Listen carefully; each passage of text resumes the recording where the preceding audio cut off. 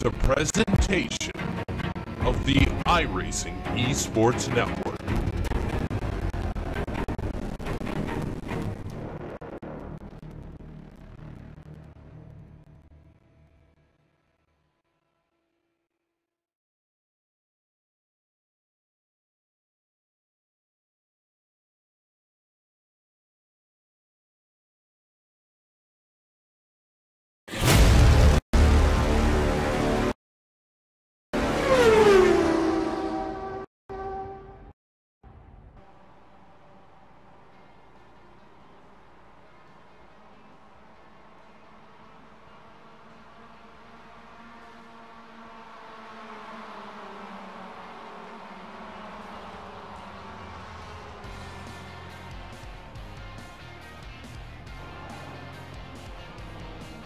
Good evening, everybody. Welcome to the iRacing Esports Network and welcome to the first of 4 races in the British Sim Racers Mazda MX5 Autumn Cup. We're here at the Phoenix International Raceway, not on the road course, but on the oval. And instead of the traditional oval, which we've got in the NASCAR Cup Series, we're racing on the layout from pre-2008. Joining me, Adam Bath, in the commentary box for this one is Chaz Draycott with Alex Simpson, iRacing World Championship Grand Prix Series driver, doing the cameras tonight for the 4 races that we've got with a reverse grid wheel as well. Chaz, welcome. It's the BSR MX5. It's pretty chaotic on a regular week with all the racing on the road courses, but now we're going to add in that extra spice of racing on the oval as well as we get the points up on the screen. Yeah, it's bound to be an exciting evening, full of many, I'd say, interesting manoeuvres I think we're going to see tonight, but yeah, these guys are always really close when they're on road courses, like you say, and putting them on oval, it's just a nice mix-up, I think. It might be a bit of a level field, a bit of a leveler in terms of the playing field, but we'll have to see what people can do. In terms of the grid, it looks not so mixed up at the moment. There's 1 or 2 cars that are up a bit higher than normal, maybe helped by a slipstream. As you can see there, Kip Cooper on pole position with Jamie Ayres second, Alex Cherney's third, George Simmons the highest am in fourth, with Carl Jacquelet up to fifth. Carl wouldn't mind me saying that that's normally not where he'd be on the grid as well. You've got Peter Angel 6th, Chepolewski 7th, Charlie Summers 8th, Steve Hefford 9th, and Nick McCarron rounding out your top 10. Then you've got Anthony Mott 11th, Adam Delmont 12th, Luke Cooper 13th, with Scott Malcolm 14th, Simon Nicastro 15th, Jason Cooper in 16th, Pete Newman is 17th, Laura Bond is 18th with Adam McNally 19th, and it's Tyler Lugo Vickery who is rounding out your top 20. You've then got Mikel Garcia 21st, Marco Barbonera, one of our other Apex Racing commentators, is 22nd. Mick Barry is 23rd, Benjamin Mee is 24th. Craig Jones 25th with Alessandro Dalladone 26th, Jordan Giddings 27th. Rob Graham is 28th with Jack McIntyre 29th, and Carl Hardy is 30th. You've then got Brian Holmes in 31st, Joe McDonald 32nd, Mikey Key 33rd, Josh Thompson is 34th with Jack Ashton 35th, Max Wright 36th, Dave Ayres 37th, Peter Knowles 38th, Dan Hunt 39th, Eric Stanford 40th, and Craig Cameron rounds out your 41 car grid, and that's a pretty big grid even compared to what these guys are used to having. Yeah, credit to the BSR series, they always seem to hack out the grid, and we've pretty much got every single pit stall completed as well. I think the maximum we can get here is 43, and we've got 41 cars set to roll off for this one. Just the one pace lap, and then the safety car will peel into the pit lane, and we'll get the race underway. As you just heard, you're watching the BSR MX5 on the iRacing Esports Network. This is also Apex Racing TV as well. Make sure to check out all the stuff that we've been doing on there. It's our first broadcast on the iRacing Esports tonight, and you can see from the handy guys at the top the names that have got the blue stripe next to them. They are the pro drivers, and the ones that have got the green, they have got the AM. And as we get the timing tower up on the left, you can see that the highest AM driver is George Simmons. He's going to be starting in 4th, and of course Kip Cooper starting on the pole is the highest pro. Safety car coming into the pit lane then.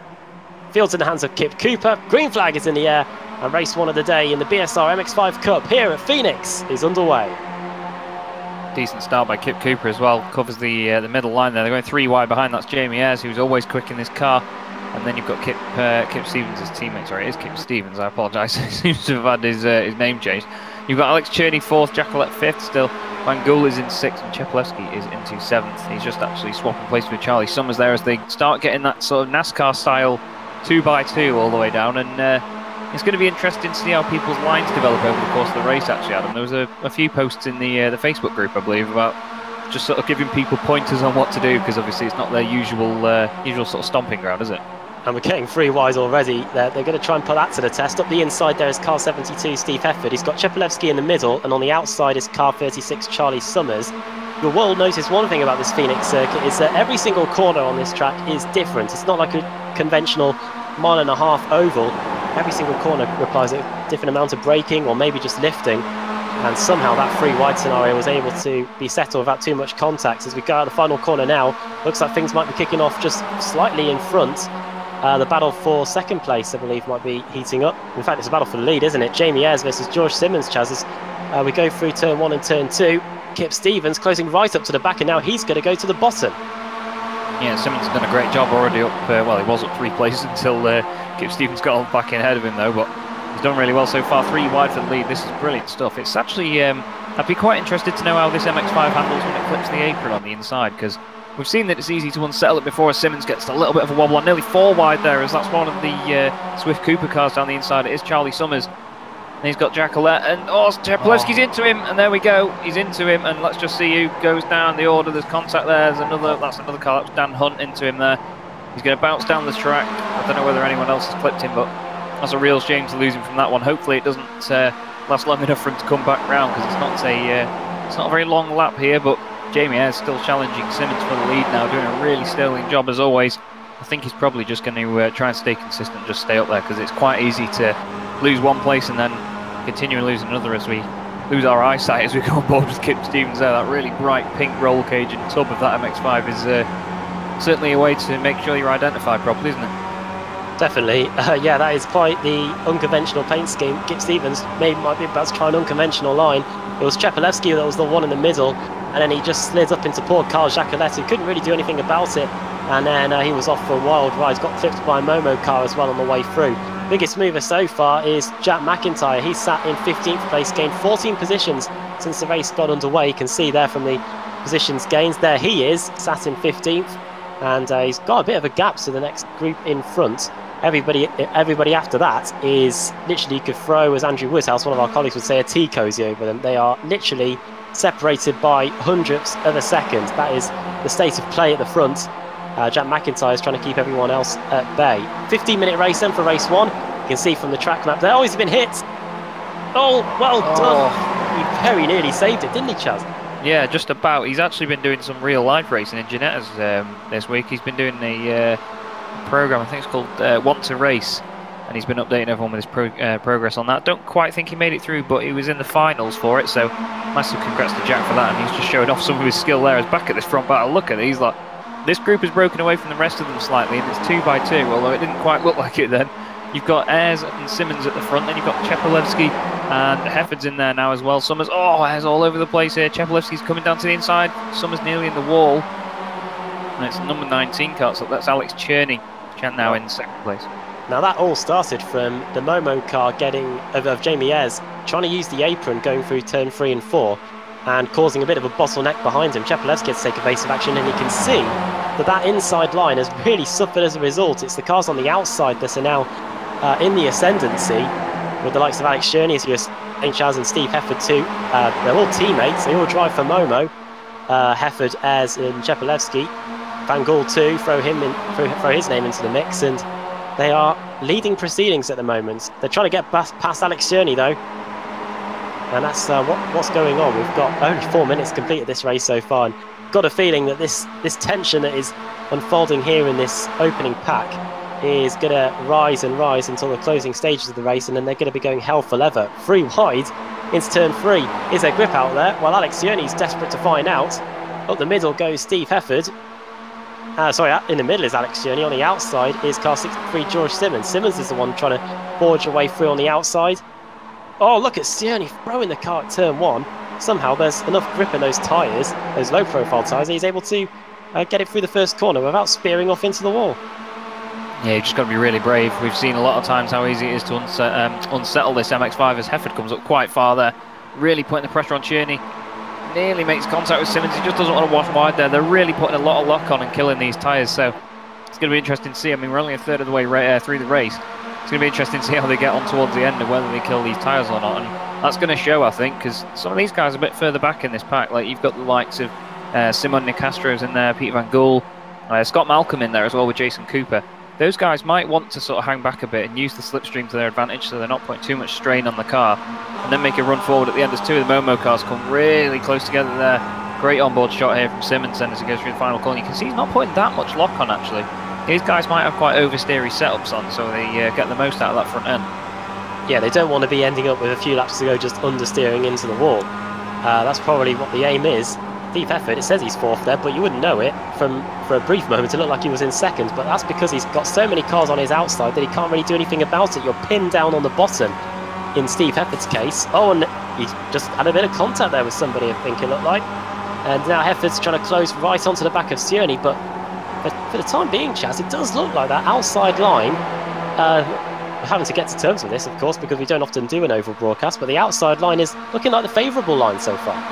Yeah, I think with them being able to carry the momentum a bit better, it's helping them, because that back straight that isn't quite as straight has got a slight sort of dogleg in it a little bit. Oh, Chepelewski really, really close with Luke Cooper there. It probably won't hurt the car that much to just bang side by side, but they've got a great run off it. Look at Hefford, and Cooper's now made contact with Chepelewski, who's gone to the outside line. Really opportunistic stuff. Oh, makes his way through. Oh, he's hit Cherney. You can see the damage on the bonnet now as the bonnet's just been pushed up a little bit. But yeah, as you were saying, that front, the front few guys now. Oh, as Ayres hits the wall hard. That outside line is really working for them because they carry the momentum through that dogleg section, I'd say. Yeah, Chepelewski, that's his second bit of contact today. He slid up into the car on the outside earlier on in the race, and now he's collided with Alex Cioni. Marco Barbanera didn't take the start with this one, so we might see our Apex Racing TV colleague in the second of the 4 races. Of course, we'll have a break after the opening race, so make sure you stay and keep the stream open. And of course, there'll be a reverse grid as well, which will just add an even further element into this a really exciting race meeting, our debut race meeting. Oh, smoke! Don't know whether that's come from someone in the pit lane. I think it was Alessandro Dalladoni, because he's just towed back to the pits, so problem for him. But here comes Kip Stevens. He wants that lead back. He started on the pole, and he's going to hit the front if he can just get clear of the car on the outside, George Simmons. It looks like he has. Kip Stevens returns to the front, and George Simmons behind, and Alex Cioni too. They're going to be trying to take it off him as we've now completed over half the race. There's a car in the car go very slowly up the road, and that might cause problems in a moment, Chaz. As yeah, we're on lap 16 now, 8 minutes completed. I think it might be. It's 28th place. It's the car of Nick McCarron. He's one of the other Momo cars. He's obviously gone back on track after maybe going off. He's quite a while down on the guys around him. But yeah, this is a great battle at the front at the moment between Stevens and Cherney there as well, his teammate helping him out. Simmons involved too. Simmons has been doing really strongly at the front tonight, to be fair. He's been sticking with it. He's not let anyone sort of boss him around or bully their way through.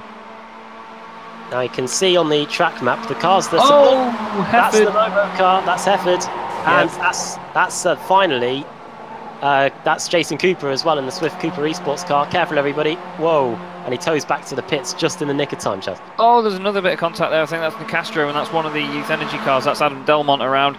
He needs to get that thing out of the way. His teammate's coming up the road. Oh, really well avoided there. Really, really well avoided that was. I think that was, would have that been there, one of the other Youth Energy cars? Oh. That was a bit poor. God, Adam. That was poor. That was really poor. I wanted to stay quiet, but I couldn't help it for that one. Yeah. Sorry. No, that's understandable. Alex Simpson, ladies and gentlemen. Yeah, Alex Simpson. Hello. Hello. Oh, really good for Steve there. You can see Steve Hefford really struggling with that car, can't you? Simmons down the inside for the lead. I mean, really getting a good line. Yeah, this battle group has slowly been eradicated now. We've only been left with 6 cars left now to fight it out for the win. Well, you're going to get the 5 minutes to go mark in a moment. As you can see, George Simmons just washes out a little bit wide on the exit, and immediately, like a rat up a drain pipe, Kip Stevens up the inside and back into the lead if he can hold it on the outside. They're about to lap. That is Nick McCarron in the Momo car, the one that Chaz was just mentioning a moment ago. And if they're going to it's a really slow car ahead of them, by the way. Sorry, Adam. There's a really slow car coming up. Not sure who it is. It might be Steve Hefford. Yeah, it is Hefford. Yeah, there he is. Oh, he's on the grass, so it's okay. I think on the track map, it looked like he was in the very middle, so I was a bit worried for him then as McCarron goes just nicely out of the way. Neatly done. You can see on the track map as well that those cars that are faded, they're not fully opaque, it means that they are in the pits. Don't worry, they're not on the track. Helps to distinguish that. Summers beautifully down the inside there, really smooth manoeuvre, and now he's 3 wide down the inside of Cherney and down the inside of Van Gool as well. Yeah, Simmons is going to hit the front here. Pro-Am driver, George Simmons, and he's going to go through. He's a colleague of Apex Racing with Alex Simpson in the BSR TC. Has helped the team get a few points with the BSR TC, which is of course on a Thursday night. You've probably heard of it on the channel. Stevens straight back up the inside though. This is beginning to be quite a regular theme here. Stevens getting the lead through turn 1, but then he ends up losing it by the time we get to the line. We could have a photo finish on our hands. It is that close as the Momo car of Van Gool, car 39, tries to find a way through the middle. No way through there yet. Tyres as well as they go through turn 3 and turn 4. And now Sioni's going to get the run on the outside. It's not going to get him to the lead, but it will keep George Simmons in second place, but Sioni trying to get that move done on the inside as we haven't got too many more laps to go now. Yeah, it's really getting to crunch time for these boys, but it's one of those sort of strategic things you have to call in NASCAR, as when you want to sort of hold back for the last few laps, and then you want to be one of the guys that gets the slipstream onto the final lap because you're automatically at an advantage. I mean, it's sort of restrictor plate tracks that you see like Talladega and so on. It might not always be the case, but these guys are really playing it tactically at the moment. But yeah, Stevens doing a great job up front, and his teammate Cherney's looking really menacing as well. There's a car right next to us here as well, with Van Gool. He's got a great run through the middle, beautiful stuff. He's now down the inside of Simmons, but he's running wide there. You've got to think he might make contact with Simmons there, but he's just about got away with it. Simmons actually sort of backed out of it, didn't he? Yeah, I was aghast there at what Van Gool was doing, and it somehow amazingly pulled off. Jack Ashton has gained 27 places. Him and Josh Thompson have been forging away through the field. Thompson 25 places gained. He's just behind him. They've done a fantastic job. And Josh Thompson, obviously no stranger to people that have watched most of the stuff on the Apex on the iRacing Esports network, and races in the BSR TC as well, and he's doing pretty well here. So too Jack Ashton in the Youth Energy car. His teammates haven't fared too well, but for now, Jack Ashton on for a top 10 finish. Yeah, he's doing a great job. Really, really strong drive so far. But I'll tell you who is putting in a strong drive, and that's these Swift Cooper boys at the front. Stevens still leading it then from Cherney, and Summers, well, obviously Van Gool's in there as well. I just mean teammate-wise. They're really getting close together, though. There's only 2 minutes of this race left, so surely you'd be thinking that's what, another 2 laps and maybe 3. I was just having a look there to see who was going to be ahead at the line. We had Van Gool forging his way through on the outside. We had Kip Stevens on the inside. I think it was Stevens by about 100th or so. So that's something to watch out for when we get the white flag. It's going to be 3 wide for second again. On the inside, Sioni. In the middle, it's Van Gool. On the outside, it is Simmons. Simmons gets muscled down. Summers, and Summers gets muscled down to 5th place. But it won't be a problem for him. He'll probably be back up in 3rd, maybe even 2nd by the time we get back around to the line. It is about a 32-second lap around here. So as you can see from the clock, that means that we don't have too many more laps around here. At best, maybe 2 or 3. Stevens trying to dictate which line to go to at the moment. He's in a pretty favourable position now, because if he sees a car coming on the outside, he can move up and block them. If a car's trying to go through on the inside, like Alex Sioni looks like he was trying to do there, he can move over and block him straight away. Yeah, he really is in a favourable position, like you say. These Momo guys work really well together. We've seen them in practice and qualifying all season. Been really, really choreographed, sort of drafting and slipstreaming, and it's just all around the outside. Summers is getting really brave there. I think he's just trying to pull the attention away from Peter Van Gool there and get him to go defensive, and this might work out for them. I think these Swift Cooper cars might just about get a 1-2, but I don't know whether they'll be able to force a 1-2-3 because Van Gool's really strong here. Ayres has dropped off it a little bit.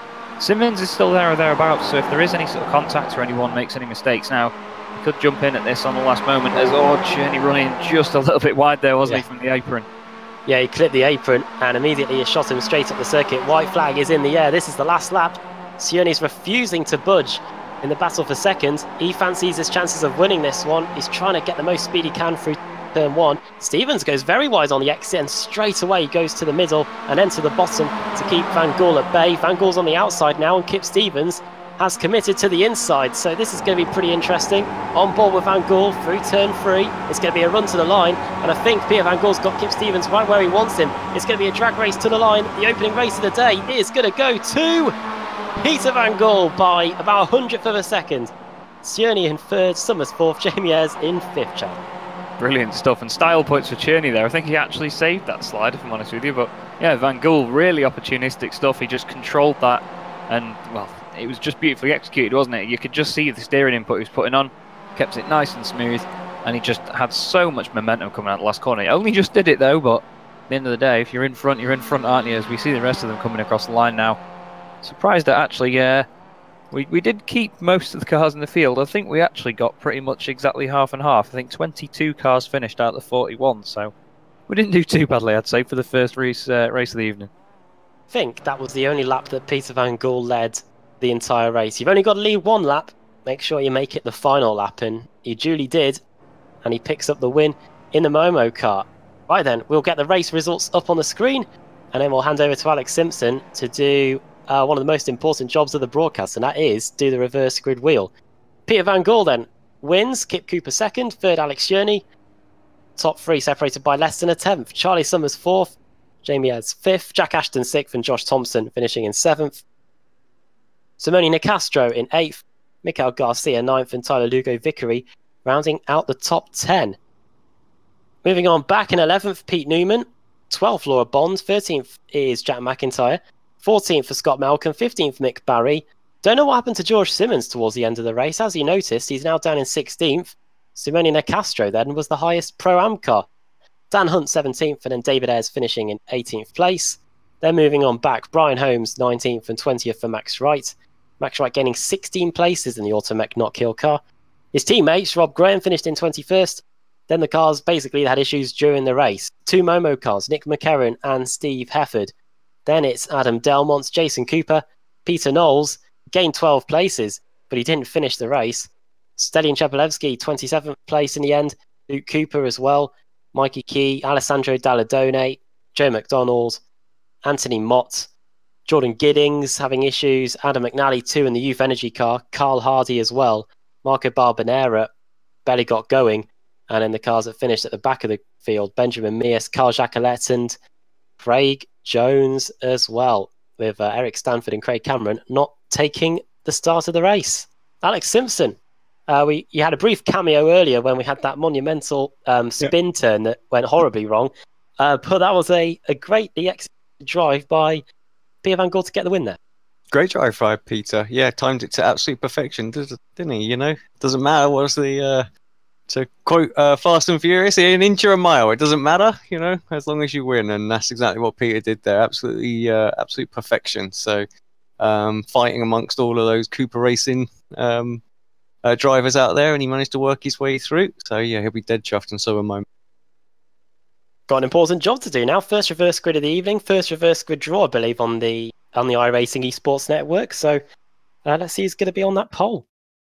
Yeah, indeed. Yeah, I don't think they've enjoyed the delights that is our Wheel of Fortune. So cue the old 80s style Wheel of Fortune game show music. And just to give the guys a heads up, so obviously what you can see on screen right now, we've got a few sort of, well, basically the red ones that are minus something. What that means is that that's a full reverse grid minus however many places on there. So if it's -4, it's full from 4 places, minus 4 from where they finish. And of course, it's only people that are 1 lap down or less that can get reversed onto the pole position.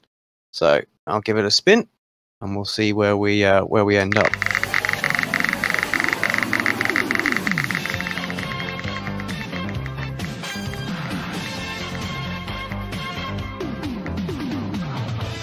Okay, so firmly in the 50th place. So don't have 50 cars out there, of course. So who's going to get it, guys?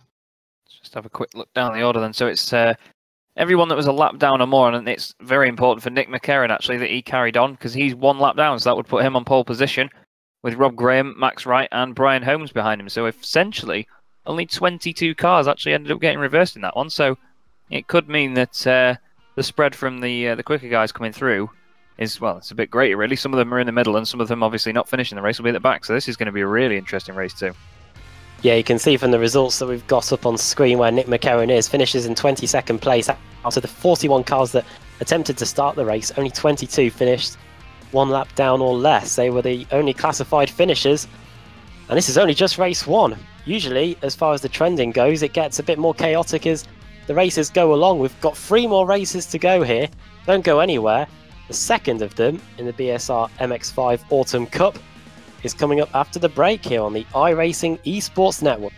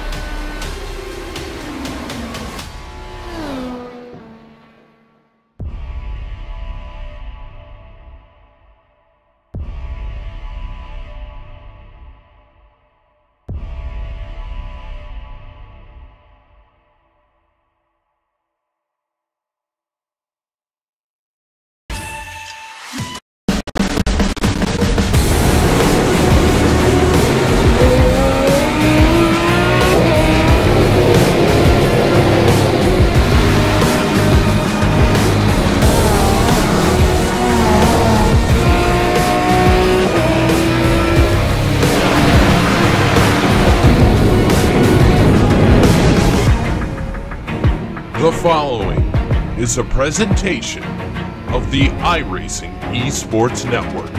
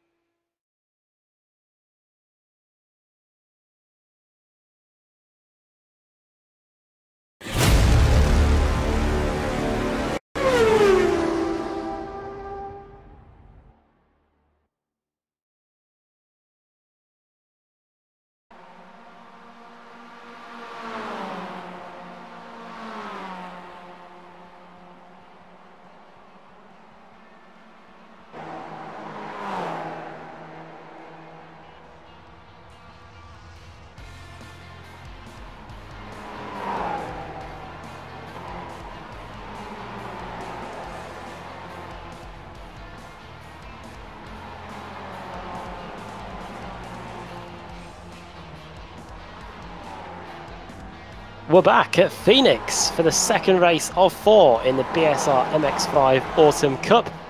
Adam Bath here with Chaz Draker, Alex Simpson on the cameras and providing some useful analysis as well as doing the reverse grid draw. Reminder as well to drop a subscribe if you haven't already to the iRacing Esports Network. It continues to grow, and if you're in the business of doing subscribing to YouTube channels, make sure to give us a little subscribe as well. Apex Racing TV. You'll find all the coverage here, including once we finish tonight, you can watch back what's happened today here as well. Plus the VSRTC on a Thursday and many more series along the way. Plus the Tech Sports Car Series, we've got V8. We've got everything really. We've got the F1 car as well in the iRacing official Grand Prix series on a Sunday. Got everything covered, haven't we, Alex?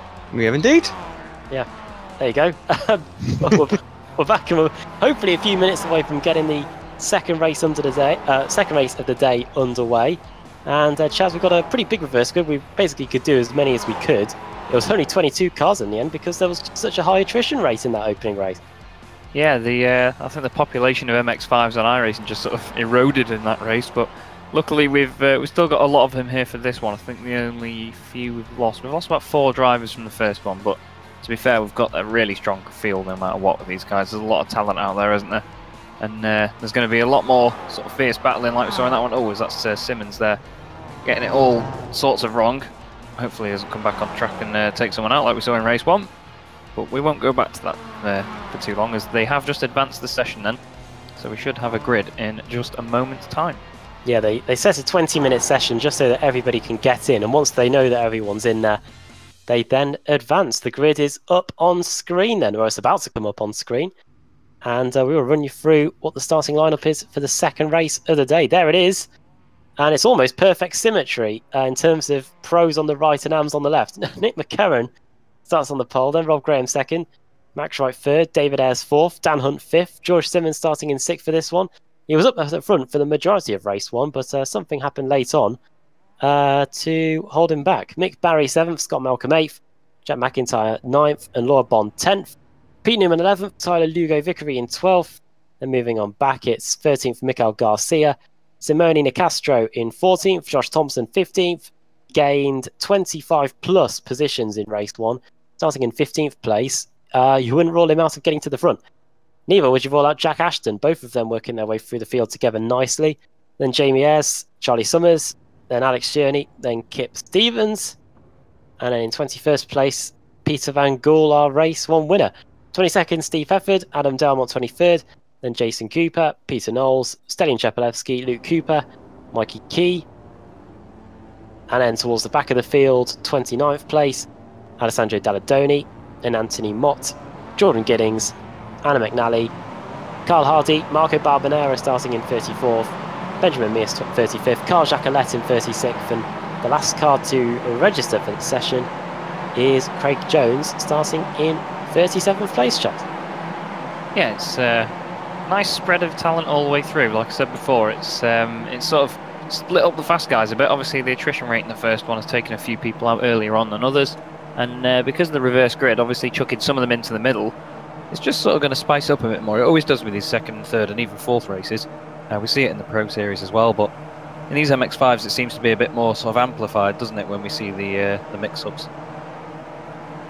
Forward to this one, you will notice that there is no Dan Hunt there. That is because he started from the pit lane. David Ayres, I don't think, is there at all. So they're going to be in a bit of spot of bother as we get set for the second race of the day to get underway. Let's hope this goes well then. Green flag in the air. And race 2 of the day here at Phoenix. Great jump by Nick McCarron is underway. Slightly longer race. It is, it's 28 laps or 25 minutes. Whatever comes first, we should get through the 28 laps, I should say. And Mick McCarron under pressure from Rob Graham, and straight away George Simmons, who was quite good on that outside in race 1. Chaz is already forging a way through and up into second. Yeah, he's made a great start. I'm not quite sure actually what happened to him at the end of the last one. As far as I know, he was 6th most of the way through. He might have even run out of fuel. Yeah, it was fuel. We're hearing the fuel. I don't know, it's a bit strange how we said that exactly the same moment, then that might sound a bit weird. As 3 wide there, you've got Jack McIntyre then. He is going between. That's, I believe, Max Wright on the inside, then one of the Automet not kill cars around the outside. Max, though, preferred line down the inside, and McIntyre's got to get out of it not to hit Scott Malcolm if he's going to overtake his teammate Rob Graham. But look at Simmons right after Nick McCarron. There's a really good battle behind them as well. Josh Thompson on the inside as well. Good start by Thompson. Already gained 6 positions. 7 for Charlie Summers. Man on a mission there. That's as well, sorry. Oh yeah. Making contact. One of the great things about this race is that the drivers at the front may not be the quickest in terms of lap times, but because it's an oval and because of the way the slipstream works around here, Chaz, it's a great equaliser for everybody. Yeah, definitely. It's nice to see because there is a bit of a spread in this field, and a lot of the time you do see some of the quicker guys sort of dominate it. I mean, I've seen in previous seasons when they do. Oh, that was how they didn't turn each other around there. I do not know. As Jamie Ayres gets all sorts of sideways into the last corner. Oh, there's a car on its roof. Is that De Castro? Yeah, it is. It is De Castro. Yeah, Simone Nicastro is up and over. Car's managed to land on all 4 wheels, but that is surely him done for the day. He's still in the middle of the track, so hopefully he can get going again, because the rest of the field, as we can see, is coming towards him at quite a rate of knots. I think he's just about going to make it into the pit lane by the time these lots come about. Hopefully so, and otherwise it'll be adding a chicane to an oval, which might not go down too well. But there's great front battle here from McCarron and Simmons, but McIntyre's been quick all season, through every other season. They do sort of 4 mini championships over the course of the year to these BSR MX5s. There is of course an overall championship for the whole year, but most of the time they split it into a spring, summer, autumn and winter series. Just coming towards the end, I believe, of the autumn series at the moment. And then the winter series will of course begin as McIntyre goes to the front then. McCarron down to 4th behind Pete Newman in the 91 car. Oh, one of the Automet no kill cars. That's Rob Graham around. Josh Thompson's gone around as well. He's to Max Wright as well, yeah, Chaz. So what a disaster there. Josh Thompson, one of the men to watch. We mentioned it at the beginning of the show, and that's not gone at all well. I think Thompson has picked up not too much damage, so he can get going again.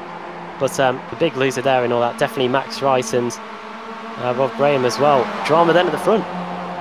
Yeah, real shame for those guys. They're all sort of making all different kinds of progress. Not sure exactly how it happened, but it is so easy on these ovals, no matter what car you're in as well, to make a bit of contact, and it just goes so wrong. I think probably the only car on the service that you can make pretty substantial contact in and save is actually the Kia, to be honest, because you just plant it and brings itself around most times, as we see Summers now down the inside of Ashton. I can hear tyre screaming behind me. I don't know whether that's someone. Oh, there is smoke.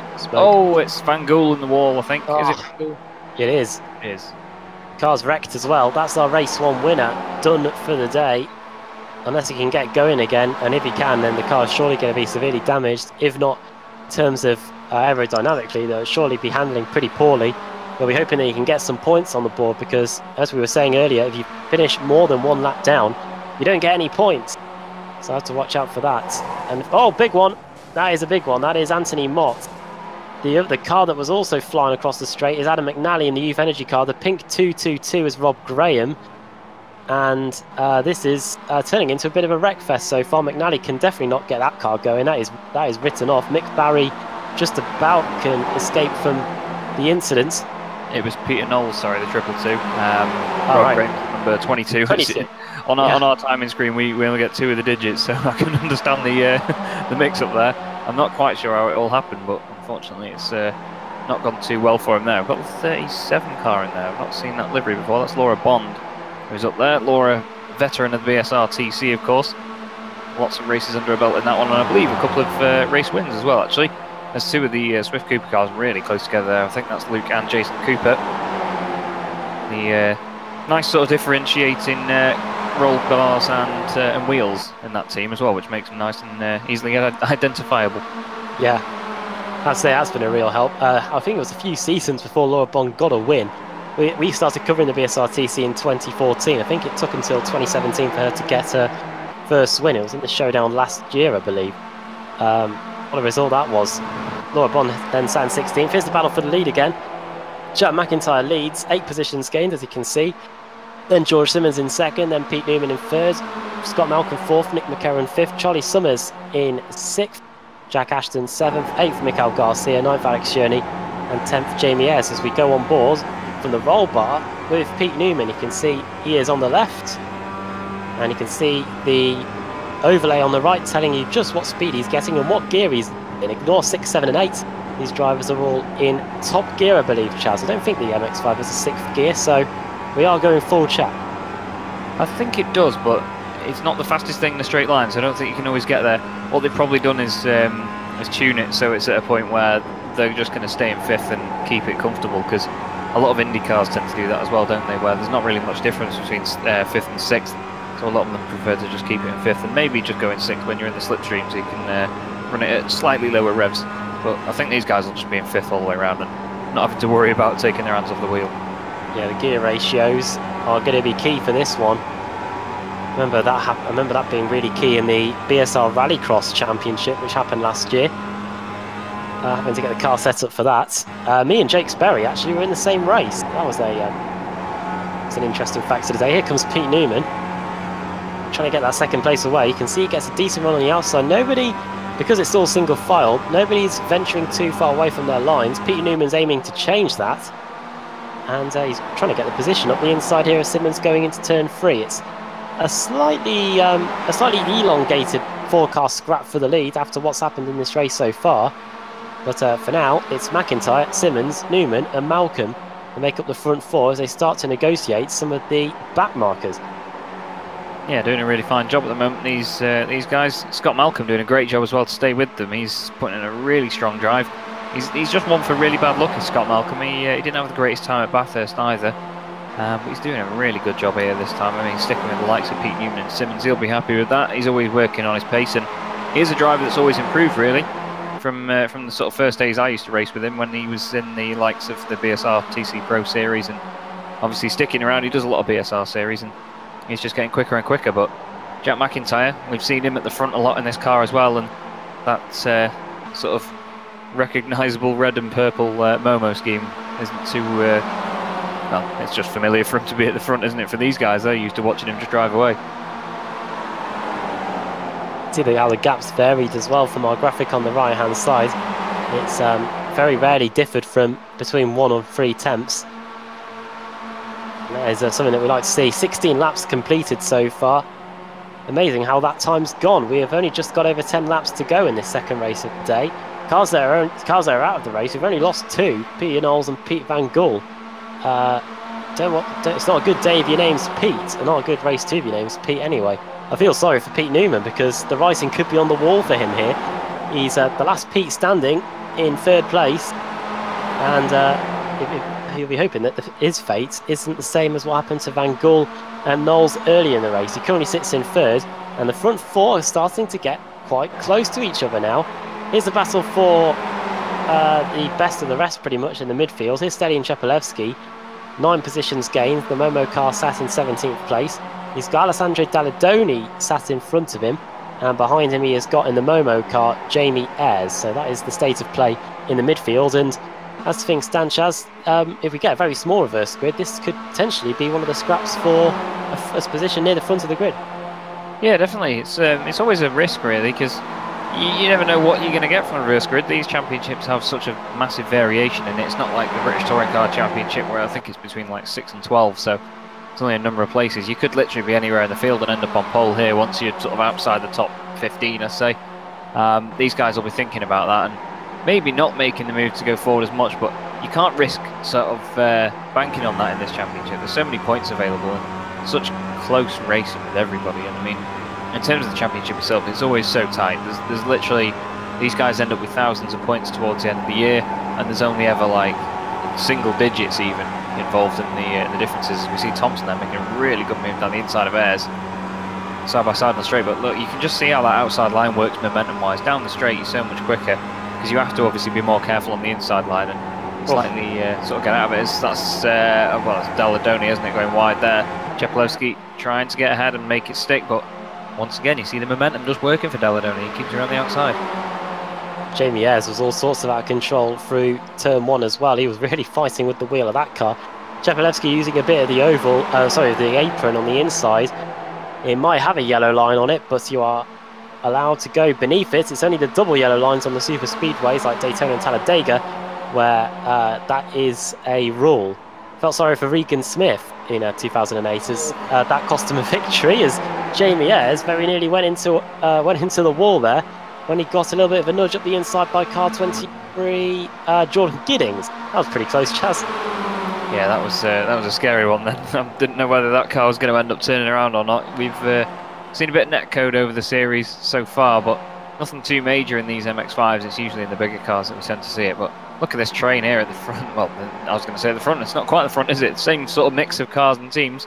We've got Cherney, Hefford, Delmont, and we've got the 2 Coopers. Well, one of which is Kip Stevens.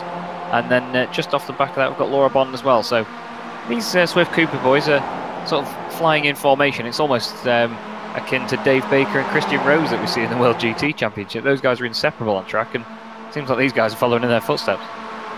A reminder, if you're new to the BSR TC, the Pro drivers are all in blue, the AM drivers are all in green, and you can also see the lap times that they're doing there. Not too much difference between the Pro and the AMs, and the iRating as well, 1.6k.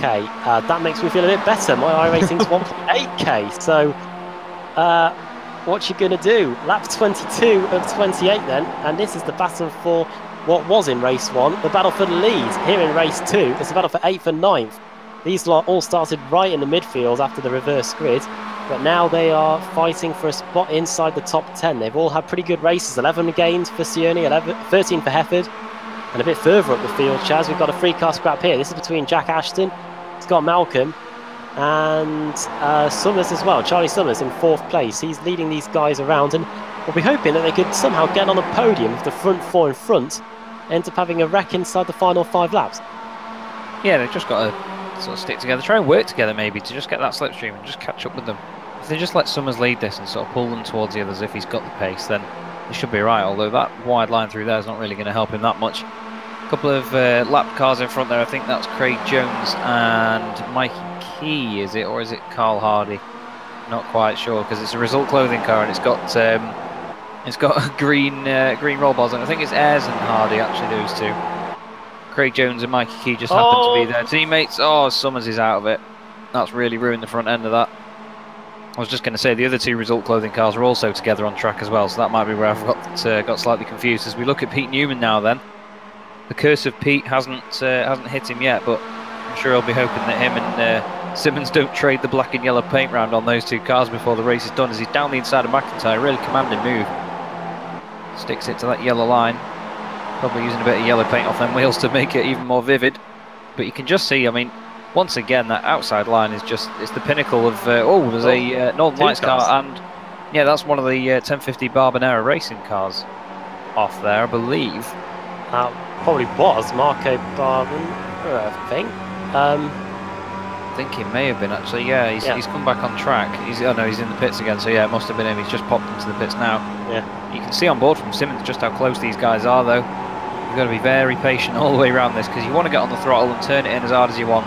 But you've just got to think about the tyres in the long run in this race and be careful on the throttle, haven't you? We'll see how careful these guys are then. 2 laps to go. It's quickly becoming crunch time here in race 2 of the day. A reminder that we've got 2 more to come after this. We're barely even halfway through the evening.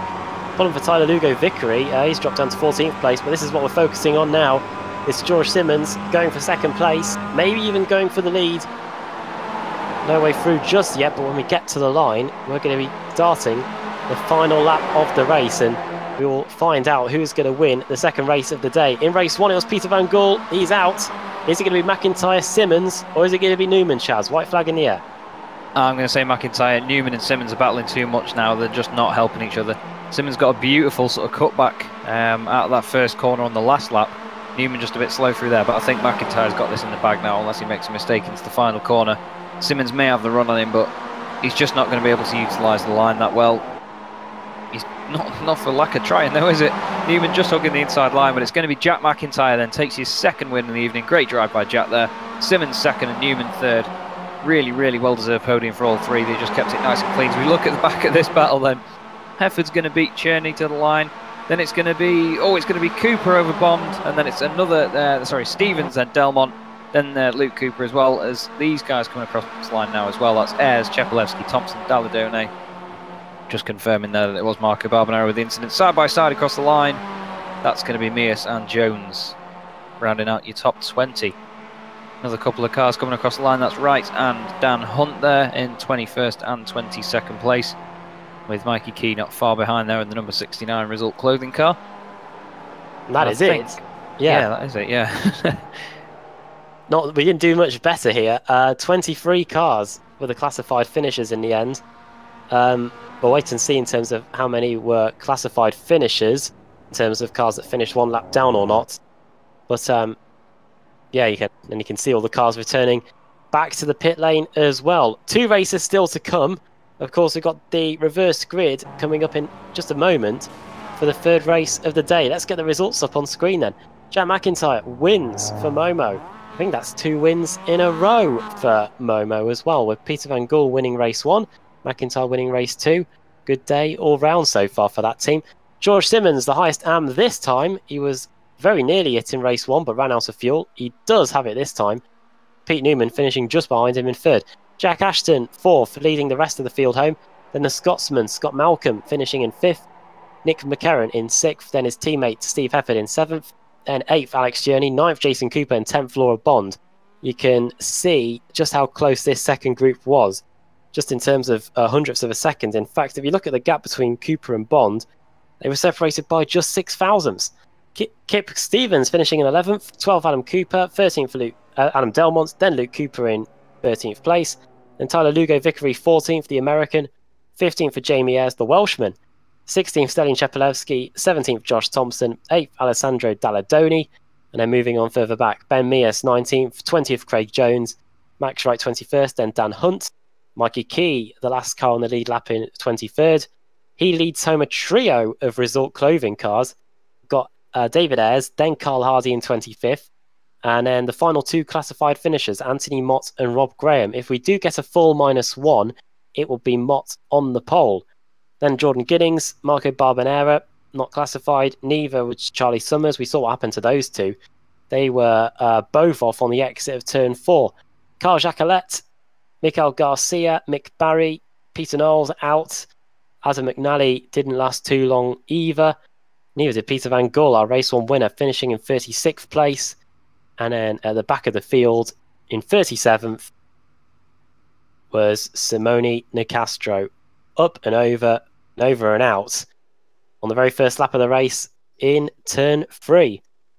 Alex, the second race of the day, it was pretty spread out by the end of it. But once again, a lot of crashes and a lot of cars involved, meaning that we'll probably get another very small reverse grid in terms of numbers. Yeah, I think so. No matter what we get on the wheel, it's going to be a fairly small one. Just to recap again for anyone tuning in, this is the reverse grid wheel element of the night. We have 3 of these through the night, and yeah, I'll give it a spin. Cue the 80s style theme tune music from some game show, and yeah, we see who's going to get that reverse grid. So we've got all the different segments there, and usually we'll be looking at anyone 1 lap or less down can get themselves reversed onto a race. So with a lot of retirees here, I think we really are looking like slower. I don't know, down to 27. So any number under 27, and then we could mix it up. So, but yeah, definitely. Who is that? Rob Graham is looking quite favourable. A lot of segments will pull his name basically. So let's give it a spin and see what we get.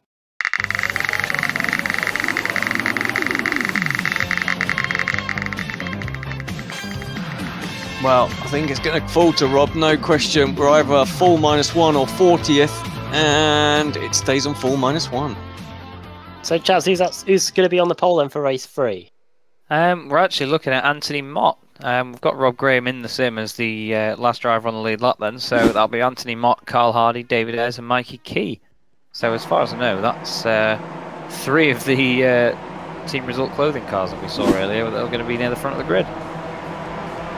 I'm sure they'll be hoping that it's going to be a great third race. Well, we're just halfway through.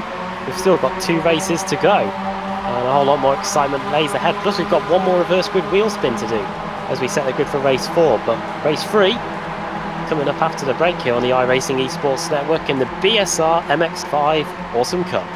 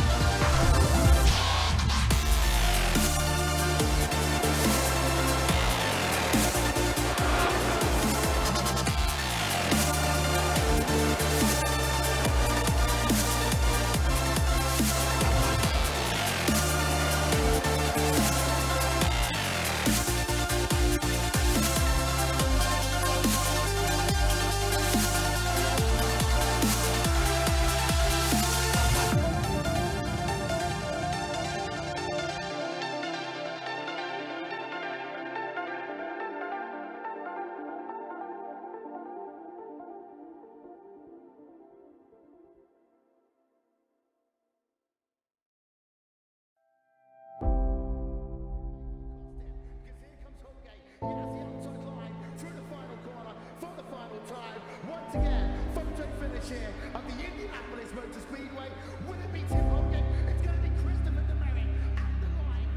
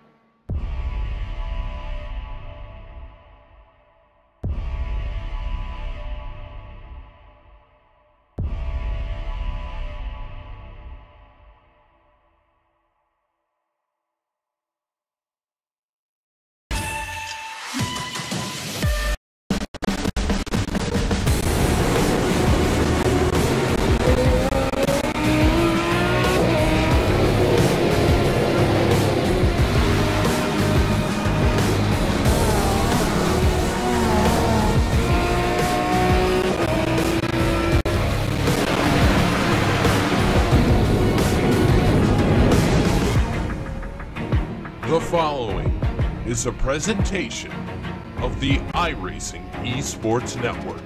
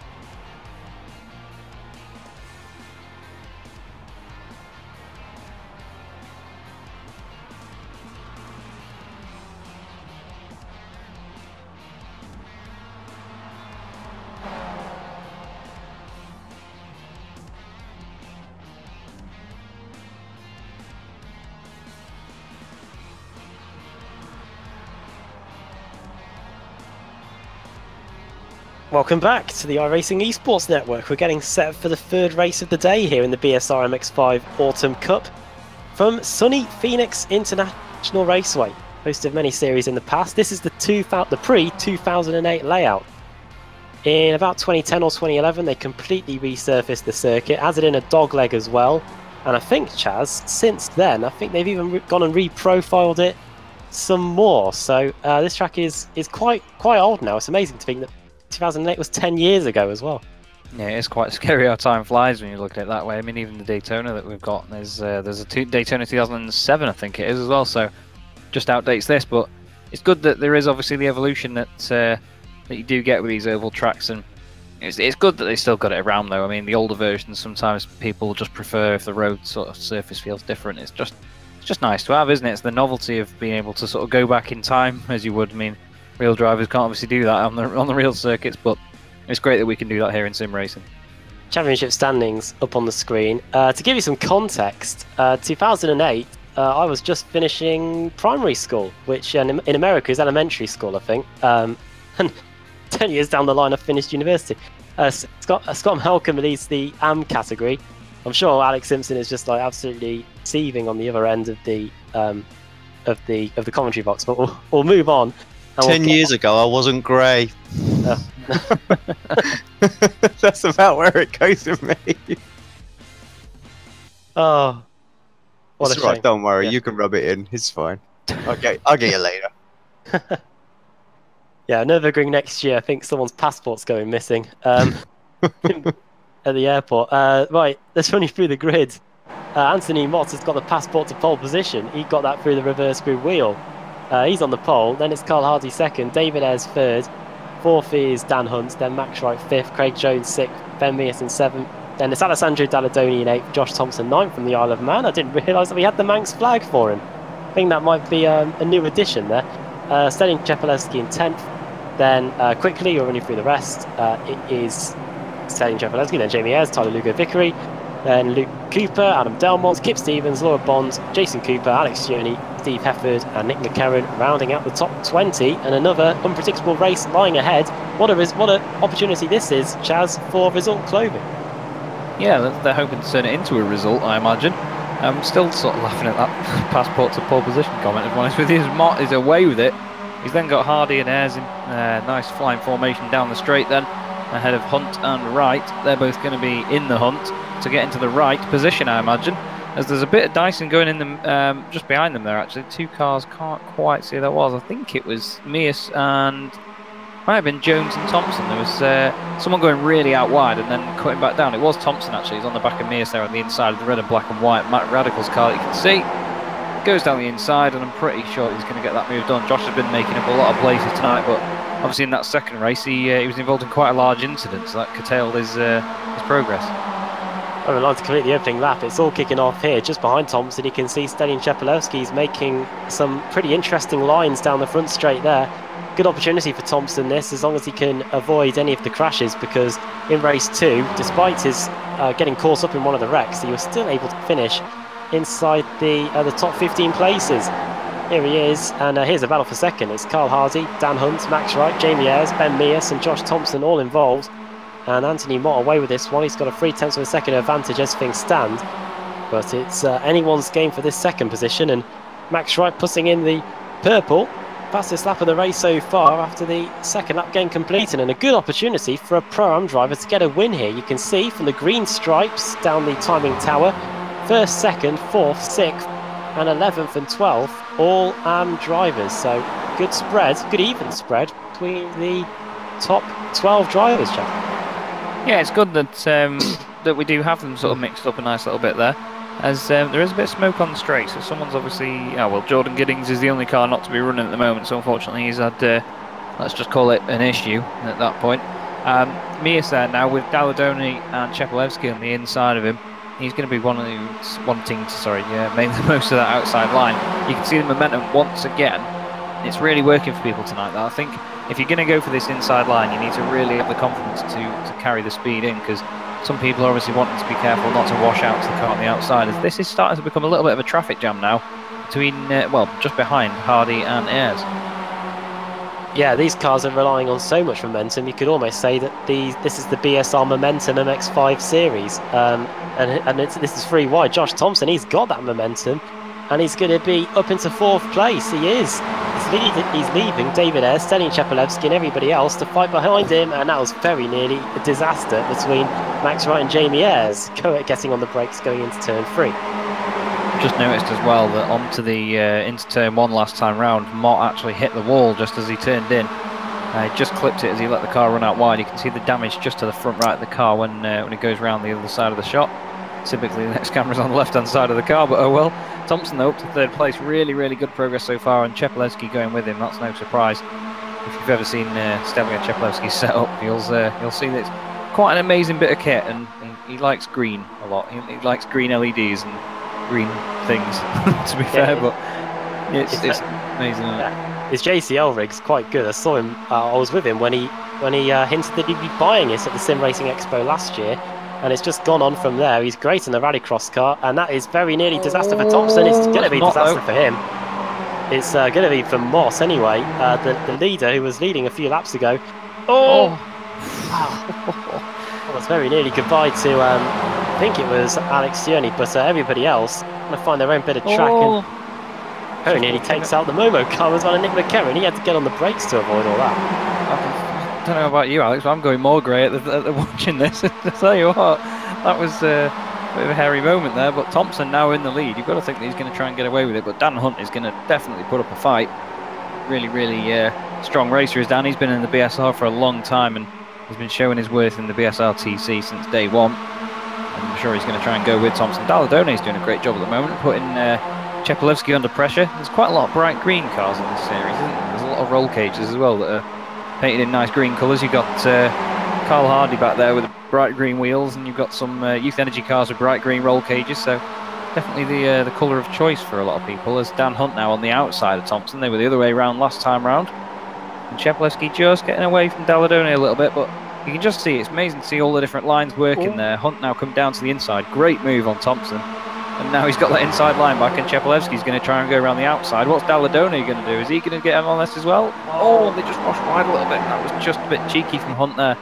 Came up a little bit just to sort of assert his dominance as you would.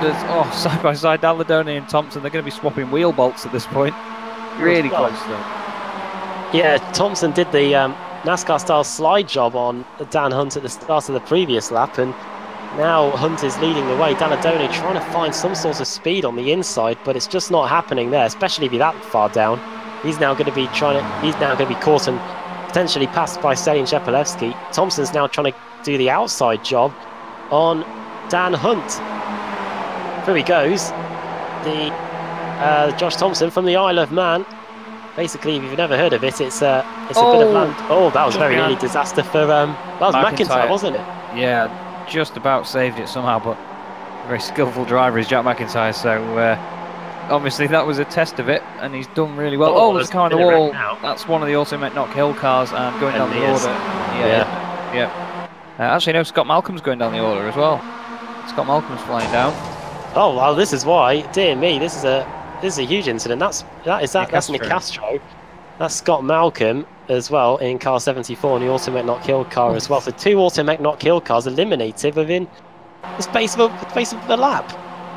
A real shame for him there. I'm not sure whether they collided with one another, but it's definitely Mears that went earlier on, and then Scott obviously getting involved in it somehow. As these four are still battling for the lead, they've got Ayres and McIntyre getting involved in this as well now. Sorry. And then they've got the result clothing car of David Ayres. He's putting in a fine effort so far. So is his teammate Carl Hardy. They're still together. They're on board with Alessandro Dalladone now. You can see he's got the Apex Racing TV sticker on the inside of it, and he's got the bright pink roll cage. And as always, you see on a couple of cars on the service, you've got an anime character involved as well. And I'm really sorry that I don't know who that is as well. I will apologise to anyone that does. They're probably screaming at me through the screens at the moment. Well, if you want to have a go at Chaz Draycott, you can use the YouTube chat to get involved. Well, it doesn't have to be about that. You can let us know how you're watching. The evening's pretty exciting here. Thompson had to get out of that there. You could see the Momo car just up the road, getting up the inside, and Thompson had to get out of it as a result. That was Dan Hunt trying to find a way back through. It's Chepelevsky that's going to lead this lap as we come round to start lap 14. 3 wide just in front of us. Dalladone going to dive to the bottom. Just about. Had to put a bit of opposite lock in there to get the car to turn. Thompson now hits the front in a space of 2 corners. Chepelevsky's gone from first down to second, but now he's trying to get the lead back again. And this, we've got about, I'd say about 11 cars within the space of a second. There they all are on the map. Try and pick somebody out of that. Try and pick a winner out of all of that, Chaz, because we've still got over 10 laps to go to decide it. I'm going to say Jack McIntyre. I'm just going to say it, but we'll have to see what he can do, because he's still in 5th at the moment. He's got his teammate Ayres ahead of him, and he's got Dalladone coming up and putting pressure as well. But Thompson and Chepelevsky putting on a right show at the front. We really have got a fantastic field of cars, and nearly 3 wide in the middle. There's some Swift Cooper cars. Laura Bond is involved in there as well. She's inherited the number 4 car for this race somehow. Don't think the number might have been set. You've also got Adam Delmont in there, the Youth Energy cars as well. Tyler Lugo Vickery's up to 7th place. He's putting a great drive so far. It's just a brilliant mix, and obviously having these oval races, the positions swap around so much that you can go from one lap to the next, and it's just a completely different order. You may as well just throw them all up in the air in just a random order and then just see how they come back down. Thompson diving for the inside going through there. He entered that corner with so much speed. He's going to pay for it as a result on the exit, because here come the trio of what looks like, from what I can see, the 3 Momo cars. Up the inside goes Thompson. He's trying to hold on to it. Adam Delmont's dropping down the order like a stone. My inkling is that he might have had a crash. He has towed back to the pits, but oh, it's checking up. Bang, bang, bang into the back of each other. They all go, and Thompson's the one that's lost out of all of that, Chaz, because now up the inside of him goes the big one. Oh, here's a big one. A NASCAR-style big one here at Phoenix International Raceway. A few Automet Knock Hill cars involved. Laura Bond 2, George Simmons involved as well. He finished in second place in race 2. He's not going to finish there this time. And Alex Cioni, I think, may have been involved as well. Anthony Mott, the pole sitter as well. So big wreck there on the exit turn 2. Yeah, real shame. They lost quite a lot of drivers in that one. I think Max Wright and Charlie Summers, yeah, like you say, they're out of that one. Can't really see any other names that you haven't mentioned that have gone down the order. But yeah, real shame for it to happen. As we look back then, oh, there's a really big mess in the middle here. Is it Bond? And oh, Luke just gets up into Charlie Summers, then into Bond, and they bounce back down off the wall. Cherney and Max Wright as well. Real shame. It's one of the moment cars that Steve Hefford just avoiding the aftermath of that. But yeah, it just looked like oh, is that? Oh, it's a big one. That was a big one. That was race leader, wasn't it? Was it Mott? Was it Anthony Mott that was off then? There's also Jamie Ayres is gone, I think. He was fighting for the lead. You saw him on the map. He was stationary. The car is absolutely destroyed. And yeah, one of our contenders is gone from this one. It's now a battle for the lead between Jan McIntyre and Stelin Chepelevsky.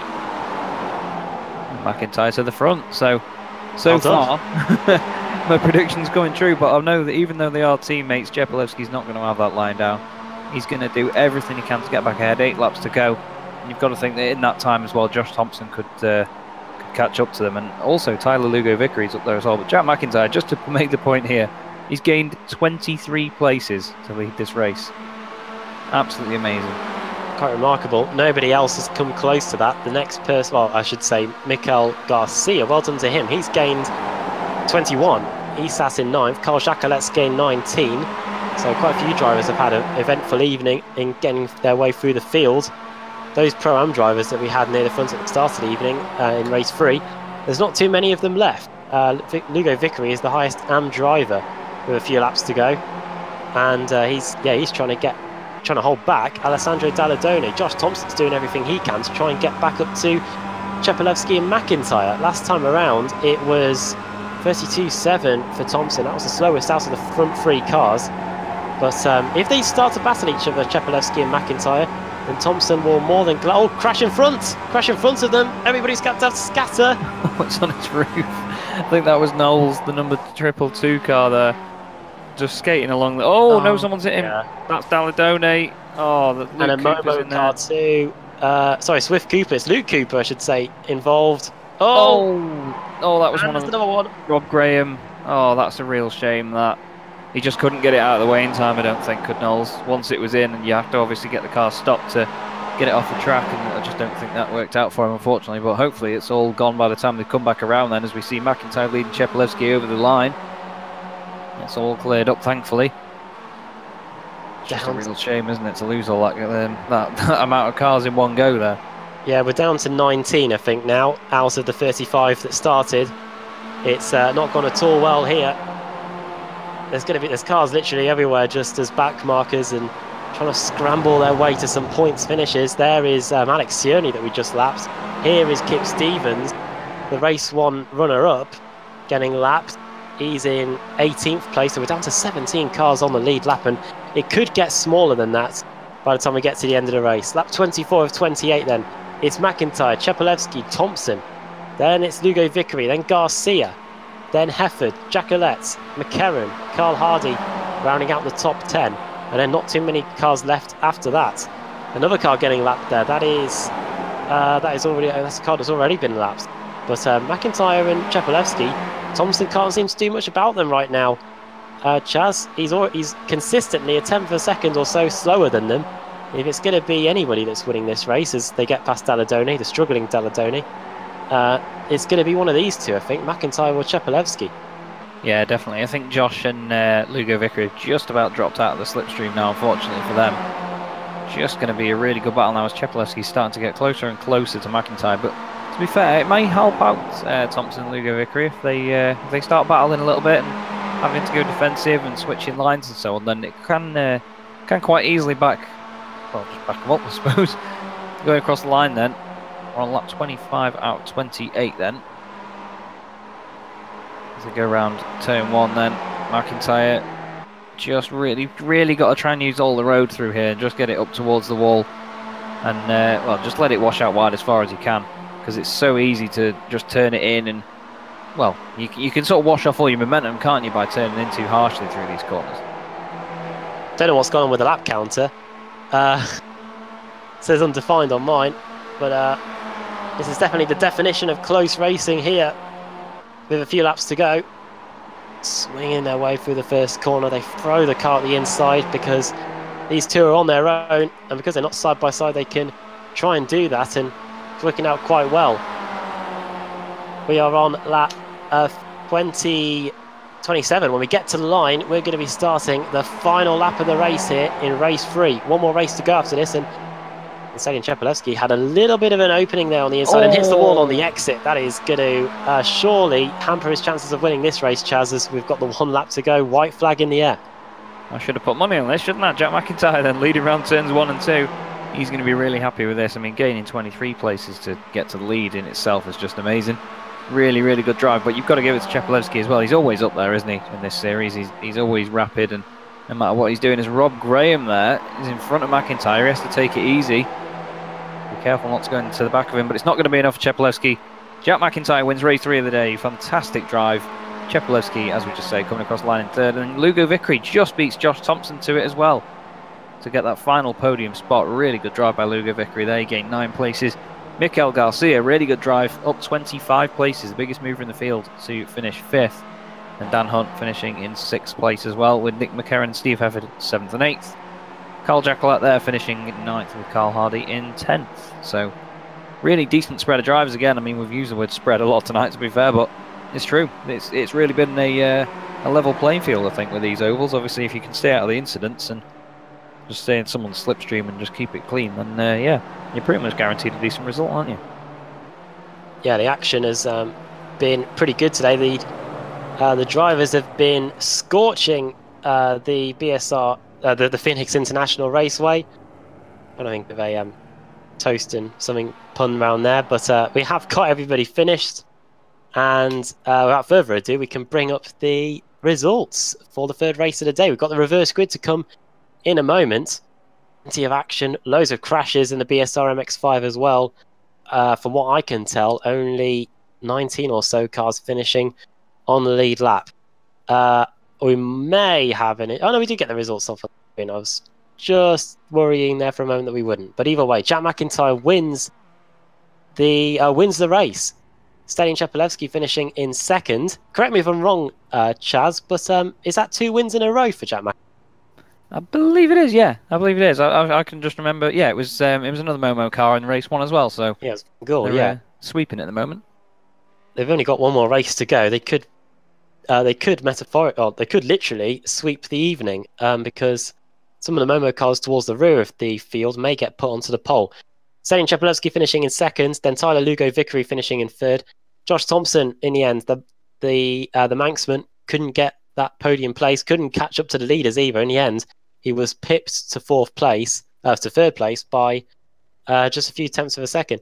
5th place for Mikel Garcia, 6th for Dan Hunt, 7th for Nick McCarron, then 8th Steve Hefford, 9th Carl Jacquelat, and 10th for Carl Hardy.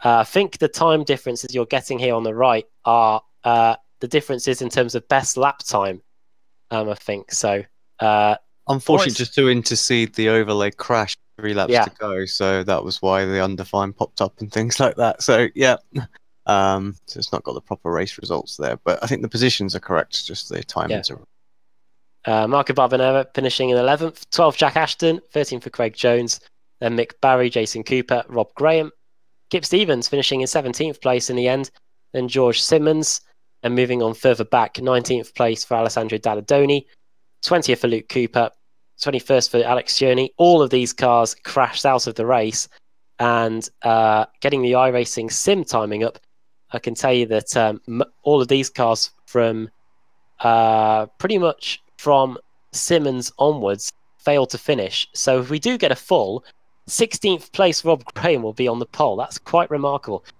Is Cerny having issues? Knowles having issues as well. Jamie Ayres, Anthony Mott, David Ayres, Charlie Summers, Max Wright, Laura Bond, Adam Delmont, Ben Mears, Scott Malcolm, the Automech teammate of Mears, Peter Van Gaal, our race 1 winner. It's been downhill ever since for poor Pete. Then Simone Nicastro, he was gone straight away in race 1. He was gone just a little bit later in race 3. and then Azza McNally and Jordan Giddings, the 2 cars that were out of the race pretty much from the get-go. Right then, those are the results. Alex, it's the final reverse grid of the evening. Who's going to be on pole for the 4th and final race? Yeah, just a little reminder again, as we're new to the channel, we obviously spin the wheel so that the guys can't try and finish in a position that will get them on the pole position. So completely random, as you can see. And yeah, lots of different segments on there. The falls are effectively the minus and count back from the person that's won that down to see who it's going to be. Yeah, so let's give it a spin and see where it's going to end up. 22 in race 1, 23 in race 2. What are we going to get here for race 3 to set the grid for race 4? The maximum we can get is 16. What's it going to be? 4 minus 4. 4 minus 4. So, Chaz, who's that going to be on the pole for the final race? Just having a quick check for you now, looking down the order then. -4, you say. So it would have been Kip Stevens, but instead we've got 1, 2, 3, 4. That's going to be Craig Jones on pole position with Jack Ashton, our very own Marco Barbanera, and Carl Hardy. So another one of the Result Clothing cars near the front of the grid for the final race of the evening. Yeah, it's a survival of the fittest here. Many of these drivers, I think, will have been mightily relieved just to get to the ends, like Marco Barbanera. Only 13 cars have been reversed for the final race of the day. A true testament to the battle scars and whatnot that have occurred here at Phoenix International Raceway. We are going to take our final commercial break of the day, and then we are going to be back for race 4 and a little bit of a roundup of the evening after that as well, with who knows, maybe some interviews. So make sure you stay with us here on the iRacing Esport Network for the BSR MX5 Autumn Cup at Phoenix International Raceway.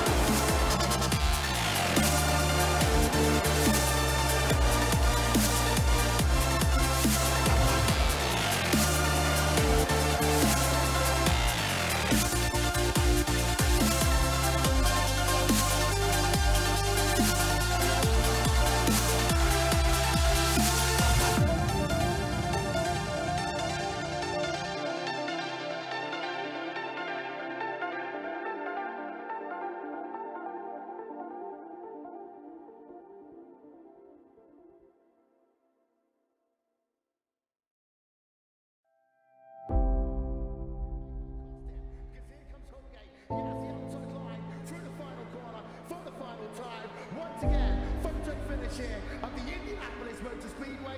Will it be Tim Hogan? It's going to be Christopher DeMerrick at the line.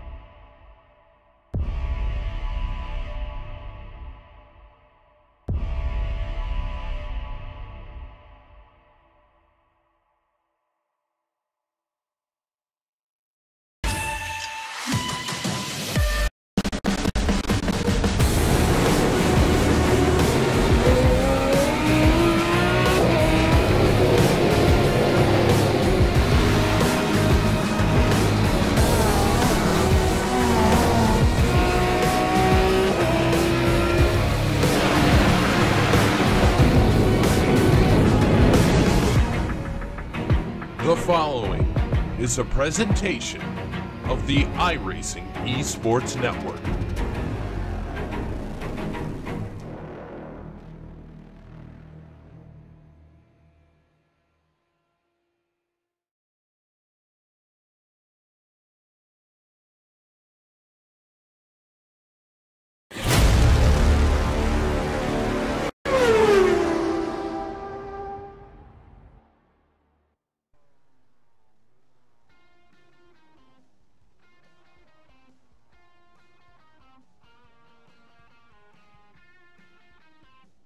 Welcome back to the iRacing Esports Network.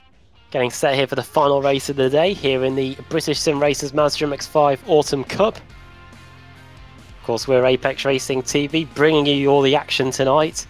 as we will every other week. And of course, plenty more action to look forward to as well with BSR TC, which has an off week this week, a rare off week, because the points are getting set for the showdown, the final 5 weeks of the season, which begin in earnest next week. But less of that, more of this. The cars are getting underway on the formation lap.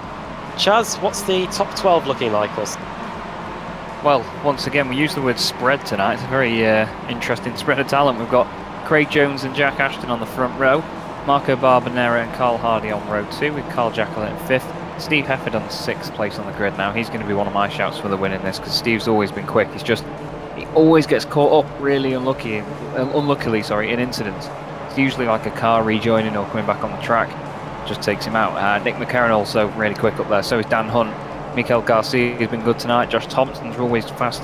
Tyler Lugo Vickery, Stelian Chepolewski. I mean, there's a lot of quick guys at the front of this. Obviously, race 3 winner as well, Jack McIntyre, and race 2 winner, Jack McIntyre. Mick Barry, Jason Cooper. The whole list. There's just really quick drivers dotted about the field. And yeah, this is going to be a frantic one, and a great way to end the evening as we get towards the green flag. 22 cars finished race 1, 23 race 2, only 17 finished race 3, green flag in the air, and we're racing for the final race of the day here in the BSR MX5 at Phoenix International Raceway. Craig Jones, great start in the result clothing car. They had 3 of them at the front in race 3. They weren't able to capitalise on it, but look at Marco Barbanera, turns him around! No. Marco Barbanera, what are you doing, man? He just turns him around, and that is the end of his race. Marco Barbanera leads, and what a dramatic start to the race, Chaz. Oh dear. Yeah, really dramatic start, and I'm absolutely amazed that no one else got involved with Craig Jones there. That was unbelievable. As Mick Barry, Adam Delmont, Adam McNally down there as well. Adam was saying earlier, he was actually saying between races to me tonight, he was a bit frustrated he got caught up in an incident or two, and that's not going to help him. But as we see then, Hefford and Barbanera and Ashton are at the front, still battling away, but really good start for Barbanera. Shame about the contact. I'm sure he'll be kicking himself, but like I said before, Steve Hefford's going to be one of my shouts for this one. Really, really close racing though, and you can see they're just too wide all the way down the order. Well, there's nothing you can do now. He's just got to put it in the back of his mind and just get on with it. What's happened has happened, and there's been a cataclysmic error there as Barbanera leads, Ashton second, Thompson third. Carl Hardy is now trying to get involved as well. Look at Chepolewski. There's a crash. I've got that as an Apex car going around. There's George Simmons. Yeah. 3 wide into turn 3. There's the Youth Energy car, Jack Ashton getting forced out wide. The Momo car, Steve Hefford now trying to take advantage. Josh Thompson's back up there in second place. He's already gained 8 spots. Of course, it was a very small reverse grid, only 13 cars reversed. Therefore, it didn't take too long for the fast cars, the cars that were at the front in race 3, to get back to the front again. And look at what's going on here as Jack Ashton gets forced out wide, and this allows everybody else underneath him to take advantage. I'm making some questionable noises there, I'm really sorry, but that was Carl Hardy, just came down a little bit then on Jack McIntyre, made a tiny bit of contact, and these guys are really getting away with a lot tonight, it seemed, as Josh Thompson and Steve Hefford are really closely side by side. Then Steve Hefford going to the inside of Barbanera, great manoeuvre, really, really strong and just decisive move down the inside. Dan Hunt's trying to go with him. Sorry, it's Chepolewski, I apologise. Dan Hunt's on the outside in that number 51 car there. And Josh Thompson, very close to that wall, wasn't he? I think that, there's a spin in the background. That was Nick McCarron, I think, in the Momo car. Might not have been actually, I think it was someone further back, but either way, I think Thompson... no, Barbanera to check up. And there's a lot of cars involved there. Many cars involved. Kip Stevens being one of them. And it's carrying on. That's a Youth Energy car. Mears was then into Swift Cooper car. Summers, Delmont there. He's hopefully going to avoid it as he comes through, but real shame, another incident there, but that's what you get on ovals, I suppose. Chepolewski down the inside of Hefford with round the outside. That's Ashton 3 wide into the last corner. There's a slow car in front of them, and this could spice things up a little bit. That's Luke Cooper getting right out of the way there. And the number 6 car. Down to the apron. Yeah. I'm really intrigued to see how Josh Thompson's going to fare here. He couldn't keep up with Stelian Chepolewski in race 3. And he's going to have to try and hold him back for as long as he can. But it looks like the Chepolewski is about to hit the front. Thompson's going to power his way around the outside, though. And he avoids the wall this time, and now that he's on the outside, he might have the opportunity to try and take the lead here. We're going to get the perfect view of it from on board with Steve Efford here. We've got Jack Ashton to our right as well. Up the inside, is anybody going to go? Nope. Going to go straight to the bottom, get a bit of that apron on the inside. That doesn't really help the car turn at all, really. Ashton and Thompson trying to scatter their way through on the outside, and somebody's about to join them. That's Jack McIntyre. Damage as well to the car. McIntyre's up the inside going into the first corner, and is through. Who's that on the outside then? That's Dan Hunt. McIntyre's gained 9 places. He's up to 4th, and he could get about 2 more, I think, Chaz, here. He's surging his way forward. Yeah, I'm going to put his name down as a race 4 winner as well here. He's doing an absolutely brilliant job as always. But Dan Hunt there was really scaring Steve Efford. I know that Steve races in VR. And that's going to be scary for Nick McCarron on the inside, seeing these guys come past like that. But yeah, Steve races in VR, so I imagine that was pretty focusing there. I bet he's looking left and right like a madman, nearly breaking his neck trying to avoid Dan Hunt and Jack McIntyre. They're back to 2x2 then. Josh Thompson to the front. Chepelewski's down to 3rd or 4th, depending on where the nose of Dan Hunt is. Efford's trying to join him, but it's Jack Ashton as well, up into 2nd place. These guys are just going to keep swapping all the way to the end, I feel. I think even if you've got VR, you're going to be in tunnel vision right now. Just look forward and hope that everyone else to your left, to your right are doing their own thing, because the spotter will help you. And if you've got it turned off, well, it's pretty much damn near suicidal. 4 wide! Speaking of suicidal. Yes, up the inside. Thompson has it by a nose. I think the finish line in real life at Phoenix is in that part of the circuit now. It's remarkable. Round the outside goes Dan Hunt then. He is officially in the lead. He'll get the credit if he's able to hold it for another 2 corners. That was somebody else getting lapped, so another severely wrecked car. Up the inside goes Thompson. Everybody on the outside. There's a very slow car here that might hamper things. Who's going to lead this lap then? It's going to be Dan Hunt by an inch. And now it's Thompson on the inside with, he's joined by Ashton.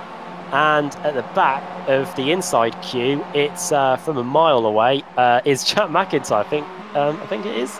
Yeah, it is. Yeah. Just and on the outside. Yeah, he is. He's at the inside, and on the outside, it's Dan Hunt. Hunt hits the wall. Oh, and that's a touch. Oh no, Chepelewski and Ashton. Does he save that? Oh, Stelly and Chepelewski, beautiful stuff. Oh no, Laura Bond straight into the back of him. There's a Youth Energy car in there as well. Oh, that completely negated his save. Again. Who goes Max right? There's just very little you can do when you're in that scenario if you're Stelly and Chepelewski. That was a real shame, but I don't know what Laura was doing there. It was similar to an incident we saw in BSR TC last week where someone just came out the last chicane, there was a slow car and he just piled straight into it. So that's made it a little bit easier for these guys now. It's split it up quite a lot because obviously Ashton had to get out of it not to hit the spinning Chepelewski. I was just about to say before that, this has been a real sort of show of how close you can race on iRacing. It's amazing the respect between these drivers. It's a fantastic sim for this sort of thing, isn't it? Yeah, it really is. You don't get anything like this in anything really other than iRacing, and it just means though that the amount of cars that we've got wrecked, it's just going to mean more obstacles for these guys. They're like, oh, this is not going to go well. There's smoke everywhere. There's a car billowing out plumes of the stuff in front. And Thompson, he's going to have to make a last-minute decision here, and credit to the car on the inside for not causing too many issues. It's going to be Thompson that leads the race at the halfway mark. Very slow on the exit there by Dan Hunt. He was getting pushed by Jack Ashton as they crossed the line. That 14 of 28, it's going to be McIntyre that's going to try and take 2nd place away here. Thompson has a bit of an advantage now. He's got 2 temps, which is probably the biggest that he's got all day. 18 cars left out of the 35 that started. We're only halfway through. Crazy stuff, isn't it? All these laps are flying by, but the racing doesn't change. I was just going to say as well, big respect to Jack McIntyre like last time round. As soon as he saw that back marker and he knew he was on the inside, he was the first guy to get on the brakes as these guys are literally nose to tail down the straight. But Jack saw obviously a situation developing in front of him, and he got straight out of it and let the other guys peel in front. But he's still 3rd, so he's not lost out a lot as Hunt was really wide there. I think he's struggling at the moment keeping momentum off the corner, isn't he? I'm guessing, I didn't actually see the ambient conditions here, but as you can see, it is pretty sunny around Phoenix today. And I just wonder for race 4 whether it's going to be the hottest conditions of the evening so far, and the tyres may be starting to struggle a little bit. These MX5s are definitely not built for racing on ovals, but well, they definitely produce fantastic racing here. And the front 5, the Fab 5 as it stands, made up of Thompson, Hunt, then McIntyre, Ashton, and then Steve Efford. The next car after that is 4 seconds away. It's Simone Nicastro. He's had 3 non-finishes pretty much. He's currently sat in 6th place, 27 positions gained. Yeah, really good effort by Nick Astro so far, ahead of the likes of Jamie Ayres, Cherney, David Ayres, and then Simmons rounding out your top 10. Jordan Giddings up 24 places, as you can see on the left there. Adam McNally up 21, so, well, so they've just gone down a position actually, so now it's 20 as he loses place to Garcia. But yeah, there's a really, really good sort of mix of people that are gaining places, and you can tell the difference in the sort of levels of talent that we've got as McIntyre now to the inside of this. They're going to nearly go 5 wide down this straight. I didn't think we were going to see that this evening. Just about the, well, I think it's probably best for everyone if they don't go for that then. McIntyre to the inside. Beautifully done. Thompson washing wide, but Dan Hunt gives him the space. Jack Ashton and Steve Hefford still side by side behind them. Then Steve, I imagine, is going to get a good run off here. Thompson gets a bit of a slide on. They're really close 3 wide now. They're not very spread out down that straight. They're going to a little bit of a red arrows formation into turn 1. And Thompson's still in the lead, carrying that momentum. Brilliant stuff so far by Josh. As Steve's going to try and go for that gap around the outside, then this just shows you, look at the speed difference. Doesn't look like much when you're on an external camera. When you're on board, you can see the cars just inching towards you. It really does make you realise the difference. I think Steve might be struggling with a little bit of front end damage there. You can just see the front left of the bonnet has been pushed up. Thompson seems to go a bit slow on the inside there, and Ashton's going to come across. He's got to be really careful. I'm literally like leaning back from my screen watching this. Then Steve Hefford goes around the outside. Really, really good stuff by these guys. You mentioned RAF formation. I think if we were to have a crash with these lots, I think it would be something that would emulate an aeroplane crash here. Look at this stuff going on. On lap 19 of 28. Can we add a 0 onto that lap, please? Because we want to see this racing carry on for ages. Here we go. We're going to start lap 20 when we get to line. This time it's Hefford on the bottom. Thompson's now been shuffled back to the second row. Now here comes the Youth Energy car, Jack Ashton. He's brave. Thompson's very brave on the inside. I think he realises what could have happened there and gets on the brakes sensibly. But now he's coming back into the equation again. He's up the inside.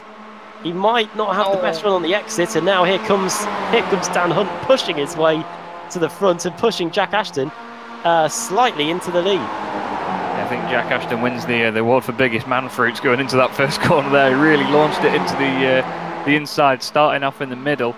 But Hefford, having to get out of it there to avoid Dan Hunt. Josh Thompson's faded back a little bit this lap. He's just had to be a bit more careful, I think. So he's just taking it nice and easy now. But this is really, really strong stuff. They're very, very close, very respectful. McIntyre clipped the wall last time round out of turn 1. But he's doing a fine job so far to still be in it. These cars have got a few little dents and bangs on them, but sturdy little bit of kit, the MX5. If you just give it a couple of little knocks, and they'll very easily get to the end, I'm pretty sure, if they keep this up. Familiar trends from race 3. Thompson's just starting to slowly drift back from the lead. I say that, he's now straight on them straight away. He's on it like a car bonnet, as I think one of the YouTubers I watched say. But yeah, with 22 laps completed, everybody here is having kittens. I'm sure you are on the YouTube and the YouTube chat as well, because what we're seeing here is fantastic racing, and hopefully we get to see this every week here at Phoenix International Raceway in the BSR MX5 Autumn Cup on the iRacing Esports Network. I'm back here with Chaz Dracos and Alex Simpson doing the cameras, as he has been all evening.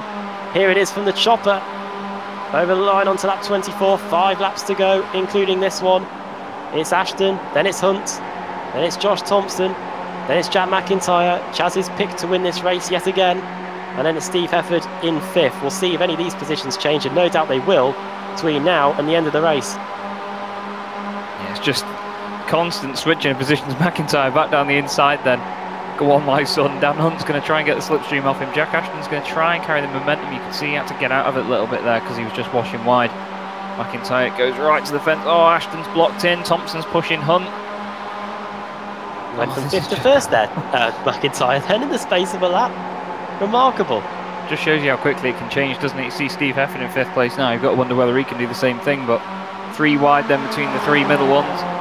That's Hunt, Ashton and Thompson. There's a slower car ahead of them, one of the Automech Knock Hill cars. Thompson down the inside. McIntyre holding the forefront. Just disappearing then.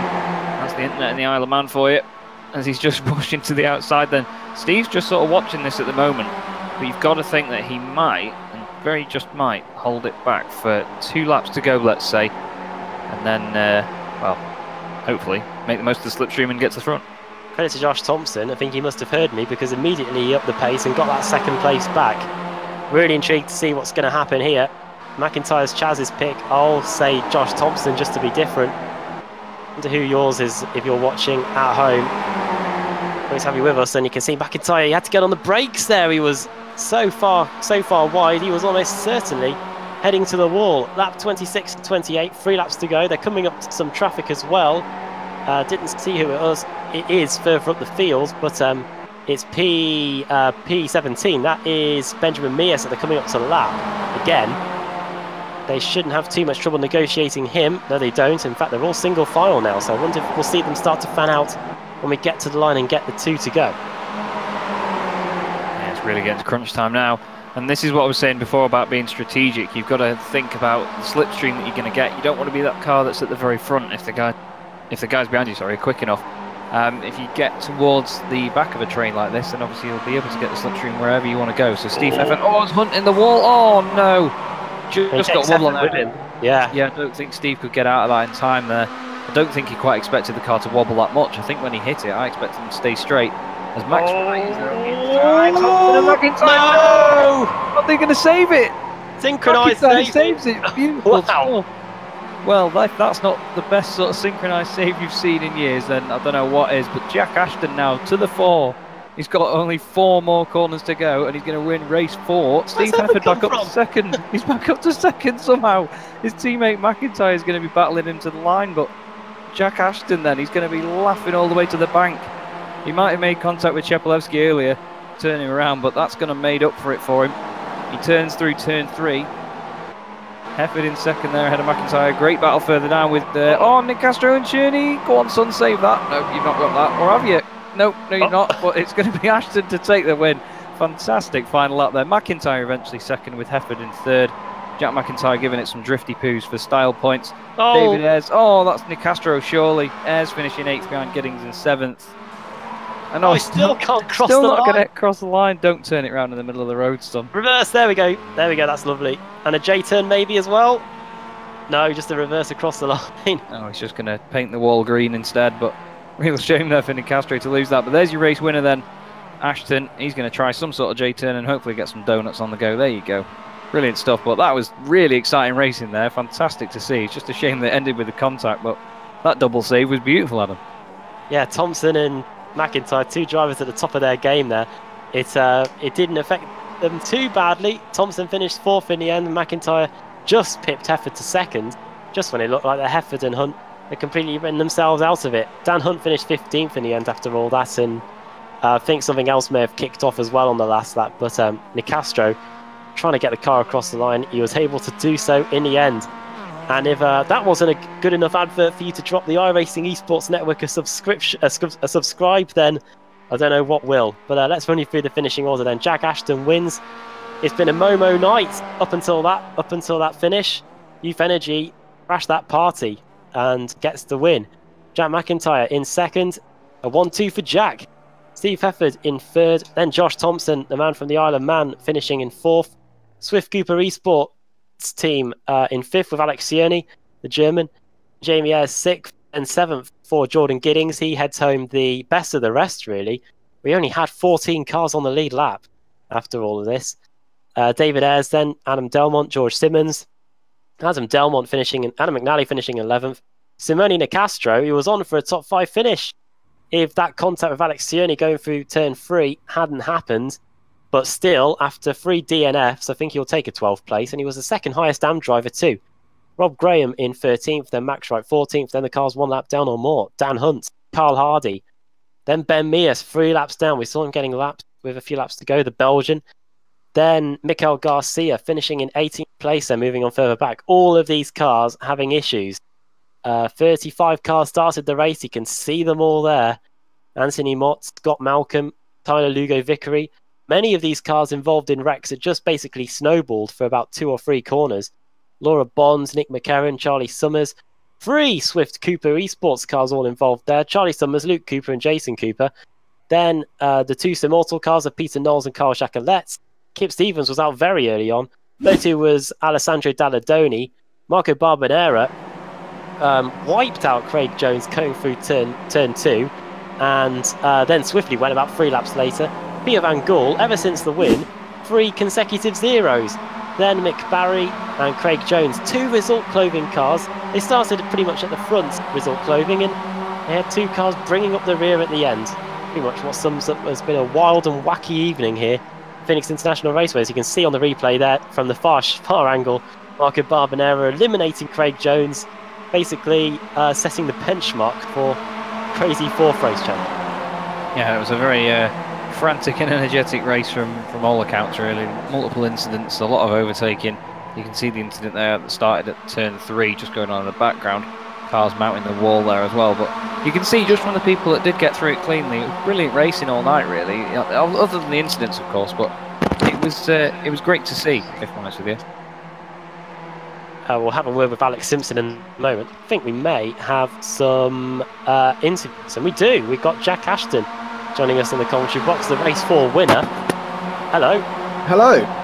Well, it was looking like it was going to be a pretty close finish, but then right in front of you, it all went off between Josh Thompson and Chad McIntyre, and you were able to go and get the win. I'm sure you're pretty delighted with that. Yeah, absolutely elated. I mean, that whole race, I was just shaking with like adrenaline. It was just unbelievable.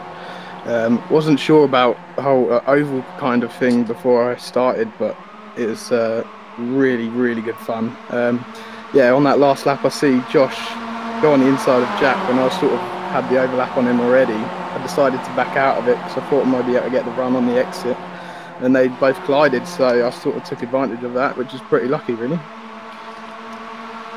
How was the car handling out there? Because I think MX5 is rear-wheel drive, but was there was it too much understeer going through turn 4? Because that wall, it comes up pretty quickly.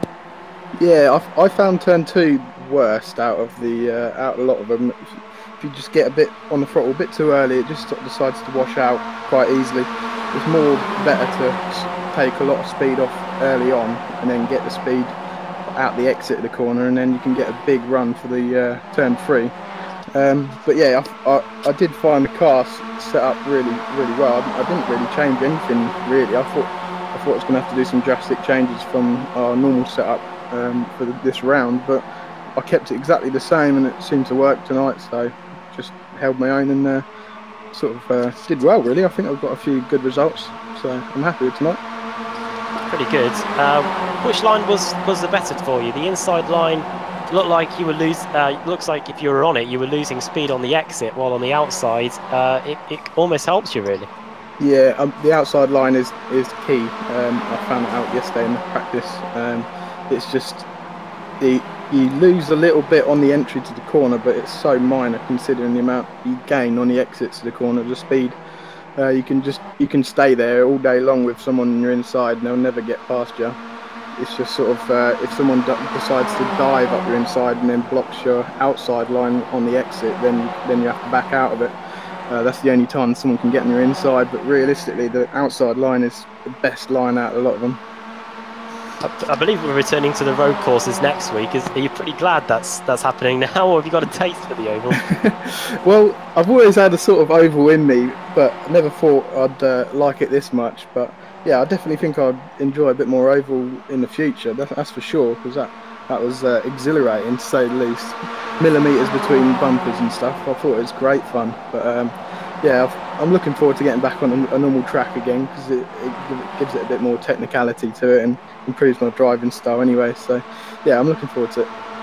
Very well. Before we let you go and celebrate the victory further, do you want to send a quick shout out to anybody? Yeah, shout out to you guys for the stream, doing an awesome job as usual, and all the team as well, Youth Energy. I know we're a bit low on numbers this week, but I'm sure we'll be back in fighting action next week and be strong as ever. Great. Well, it was a privilege watching that. That was great entertainment, and well done on the win. Yeah, well, hopefully we'll get to speak to you next week wherever we are. Thank you.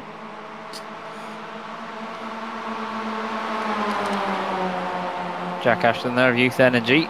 Really, really grateful to get that win, I imagine, in the last race. He certainly had to fight for it and battle lap after lap with those top 6. And, well, you can see it obviously worked out for him in the end. Someone, unfortunately, it didn't work out for in that last race was Josh Thompson. Josh, how did you find tonight then? Frustrating. Yeah, just manic and just frustrating in a way. Did you find it fun? Was it, obviously the racing itself was a bit chaotic, as you say. But I mean, did you find it fun just getting the car around the track and having a bit of door to door with everyone? Oh yeah, like race 3 and 4, absolutely fantastic, especially the front guys, so like Cheppy and Heffen and stuff. I was like, you know there's going to be respect, so you can always, like we like 4 wide in turn 1 and stuff, like you couldn't do that in race 2 coming through and stuff like that. So it made the racing really fun. Like every lap you was having to constantly think, which you never really get. Is it something that you reckon the BSR would welcome back again? Do you reckon it's something they should do? I think so, but I've suggested we do on a bigger track, because at this track, the way the draft where it got you so you cut up to them, but you couldn't get past. So I was thinking maybe it sounds a bit daft, but like Daytona would be perfect. You have to think, because here you had to think like I knew if you dropped back, you had to be on the outside line to get past people here. So I like in race 3 I didn't do that. I held the inside the entire lap and the entire race and just dropped backwards because of it. Whereas that race I dropped back to 4th or 5th and then hit my way back around the outside because that's the way it worked. Whereas Daytona you got multiple options, which would be interesting to watch for you guys. It'd be a bit of a long race, but you know, might spice up a bit. I wonder if the MX5 would last the distance if you're on full throttle for just non-stop. Yeah, you could do. You never know. You never use 6th gear anyway, and so maybe not. Talladega, 5 wide. Yeah, Come on, let's do that. Yeah. Agreed. I was saying that was also a suggestion. I'll do that. Yeah, let's. You don't need restrictor plates on MX5, so let's whack these things into 6th gear and get to Talladega. But I'm trying to look at where the next round is, but I can't seem to see it on the calendar. Do you know where it is next? I know it's a bit daft of us to ask you, but no idea. I just turn up. Well, we wish you the best of luck in that one. Anyway. I'm sure we'll speak to you after that one. Maybe wherever BSRTC is. That's very true. Because the showdown is next to match with the showdown, so where? Oh, it's Road America then. That's where the God's sake. I was going to say you're looking forward to that one, but I think you just have not in the MX5. Not in the MX5. Kia, yes. MX5 no. So again, it'd be nice to go back to normal road, but that track's I find probably one of the hardest to race around. So we'll have to see what happens really.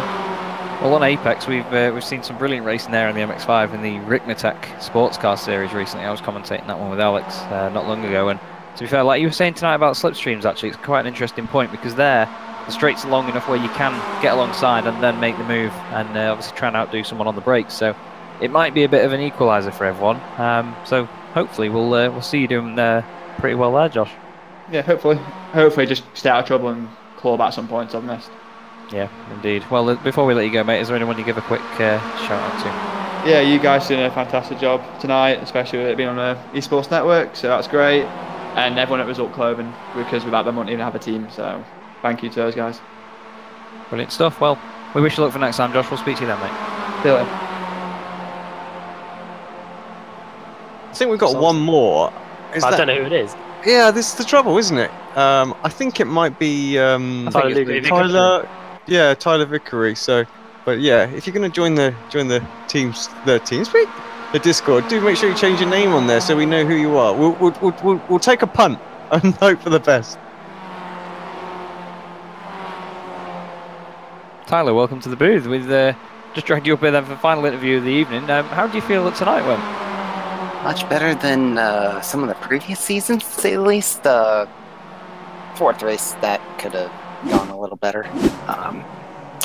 Had nowhere to go after, I believe, Tripletsky got turned and Laura Bond didn't. I know she didn't react quick enough and just wiped him out, and I had not enough quick time to react to avoid it and got caught up in that. Ended my 4th race, but I'm happy with how I did all the other 3 races. Race 1 to 3 after surprised with what I wasn't expecting. Fair enough. Well, we've seen you in just a couple of rounds recently in the MX5 with BSR. Is it a car you're enjoying driving? Oh yes, I've ran a lot of this car in the official series. I ran the fall season last year before I got caught up with schooling and some other real life stuff, especially with work, especially with me living out in the U.S. So it makes it a little difficult was trying to keep up with the schedule, but I'm hoping I can be able to keep it up this time around. You've certainly been doing well in the car, and it looks like you're agreeing with it on track as well, which is good. We head to we head over to Road America for the next round of the series. Is that something that you're looking at? Looking forward to racing? Yeah, I'm looking forward to racing it. I'm getting some help from. I just recently, starting this week, I joined up with Youth Energy racing team, so they've definitely been helping me out a little bit, getting a little quicker. I think it was safe to say being able to get some extra help from their setups that they were using, and modifying a little bit with all of my oval expertise from running a lot of NASCAR races and a few other oval series. So I was kind of happy with how I ran the car. So I'm really excited with being on a team and getting to learn the ropes a little more. Yeah, they're a really good bunch of guys over at Youth Energy. We've been commentating on them for quite a while, and I mean, spoken to them quite a lot in person as well. So it's good to see that they've taken you under your wing, and it's a good sort of partnership. It's working well. We're just going to obviously wrap up for the evening. We're starting to run out of time as far as I know. So before we let you go, Tyler, does anyone you want to give a quick shout out to, mate? Yeah, I gotta give shout outs to Youth Energy, you guys for the broadcast in it. I got 2 extra people I gotta shout out. Shout out for PH Aware for pulmonary hypertension disorder, and then also the college I'm getting ready to start, Full Sail University, as I'm gonna be starting next month at Full Sail University for Dan Patrick School of Broadcasting. Brilliant stuff. Well, all the best for that, Tyler. Smashing stuff to hear, and hope to speak to you at another point. Most definitely. Thanks very much. Tyler Vickery there, newly joining Youth Energy, of course. Really good racing team. They've been quite successful in most of the BSR series that we commentate on, and they just seem to be getting better and better, actually. They're one of those teams that's gradually sort of making their way up their order, isn't it? Yeah, it is. And they've been in multiple different series as well, Youth Energy. The first time I think I came across them was in the Club Series, I think. I think they were in that. And then they've moved on to Porsche's, BSRTC as well. They've got a strong contingent there too. And yeah, they're doing the business tonight with Jack Ashton getting the win. And if you're getting a win, then you're obviously doing something right in a series as competitive as this. Alex Simpson, final word from you on the cameras tonight. So you've seen pretty much everything, and we've pretty much seen it all, haven't we, in terms of the MX5 racing around here? Yeah, it's been good. Obviously, something very different. The series doesn't normally do oval. So yeah, just the way it fell, wasn't it, tonight? First week on the iRacing eSport network, and then we have an oval race. So back to the road next week. It was good. It was fun. I always enjoy the oval racing, to be honest. It's good for a commentator's point of view. Lots of action, lots of crashes and things like that going on. And yeah, I think next week at Road America, that'll be good as well.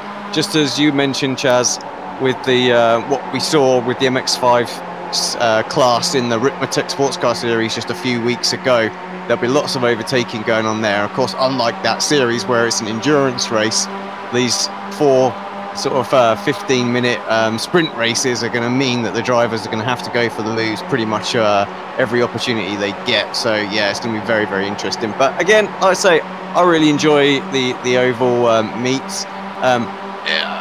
I have seen some good oval meetings on Twin Ring Motegi, and I think that would be a good one for this series. Just a little bit longer on the straights, some a couple of totally different corners. So yeah, if they go back, that's my shout. There we go. I would agree with that. When the BSRTC went to Twin Ring Motegi, it was very, very good. In fact, back in the day, we used to sample quite a few ovals. I think we even went to Pocono one year. Went to Twin Ring Motegi as well, and of course we end the season on the Daytona Roval. But yeah, it would be interesting to see. Well then, we are pretty much out of time here as we watch some of the replays from the action that we saw in race 4. My thanks to Chaz for joining me for this one, and for helping me into the commentary box, because I don't often do the MX5s on a Tuesday, but it fully delivered, and it'll be back either next week or in a few weeks' time, and hopefully we get to see it on the iRacing eSport network as well. And my thanks to Alex Simpson for doing everything in terms of the stream, getting the stream set up. We aimed to be on the Apex Racing TV Facebook page today, but alas, we couldn't do everything. But it's been great to be on the iRacing Esports Network, and hopefully we can be on here a few more times before the end of the year.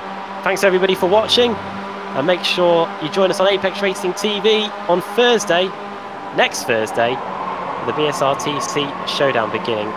Thanks everybody, and goodbye from the BSR MX5 Autumn Cup at Phoenix International Raceway.